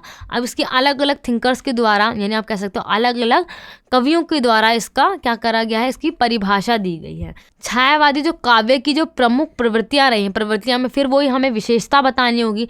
जैसे कि इस सब्जेक्ट के अंदर हमारा मेन क्या रहा है, जितने भी हमारे काल रहे हैं ना, जैसे कि चाहे छायावादी हो गया, रीतिकाल हो गया, भक्ति काल हो गया, मध्यकाल हो गया, आधुनिक काल हो गया, आदिकाल हो गया, उन सभी की आपको क्या कर लेनी है, आपको विशेषताओं को याद कर लेना है, उस समय की परिस्थितियां कैसी थी। अगर आपने सिर्फ ये दोनों पॉइंट्स को अच्छी तरीके से पढ़ लिया, जैसे आपको पता है इस वाले सब्जेक्ट के अंदर क्या है, सभी कालों के बारे में बता रखा है। जैसे हमारा आदिकाल हो गया, मध्यकाल हो गया, आधुनिक काल हो गया, भक्ति कालीन, छायावादी कालीन, ये जितने भी हमारे काल रहे हैं उसमें आपको सबसे पहले 2 पॉइंट्स को याद रखना है। सबसे पहला आपको उस समय की परिस्थितियां क्या रही थी वो याद रखना है। सेकेंड आपको वहाँ की प्रवृत्तियाँ क्या थी, यानी उस समय की विशेषताएं, उस समय में जो भी कविताएं, साहित्य वगैरह जो लिखे जाते थे उसकी विशेषताएं क्या थी वो याद रखनी है।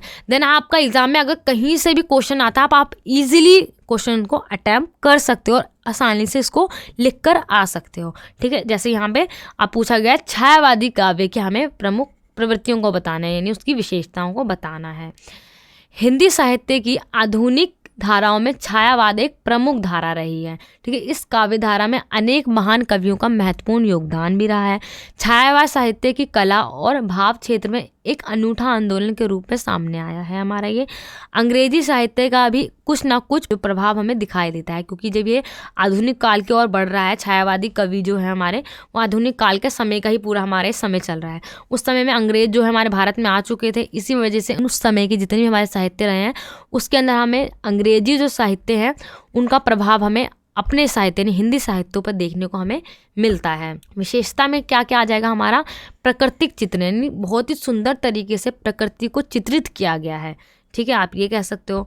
व्यक्तिवाद की प्रधानता, व्यक्तिवाद की प्रधानता में आएगा यहाँ पे कि जो व्यक्तिवाद का भाव उभर कर आया है, यानी आधुनिक काल में जैसे मैंने आपको बताया ना मध्यकाल के अंदर सिर्फ धर्म को और राजा को इन सब को देखा जाता था, लेकिन आधुनिक काल के समय में क्या हुआ, जो मानव की जो सुख दुख है उनकी कहानियों को लिखा जाने लग गया। ठीक है, इसलिए वो क्या बन गया, व्यक्तिवाद की प्रधानता बन गया, यानी उनकी जो समस्याएं थी उनको, उनकी बाधाओं को, उनके समाधान के लिए अब जो काव्य हैं, कविताएं हैं, कहानियां उनको लिखा जाने लगे।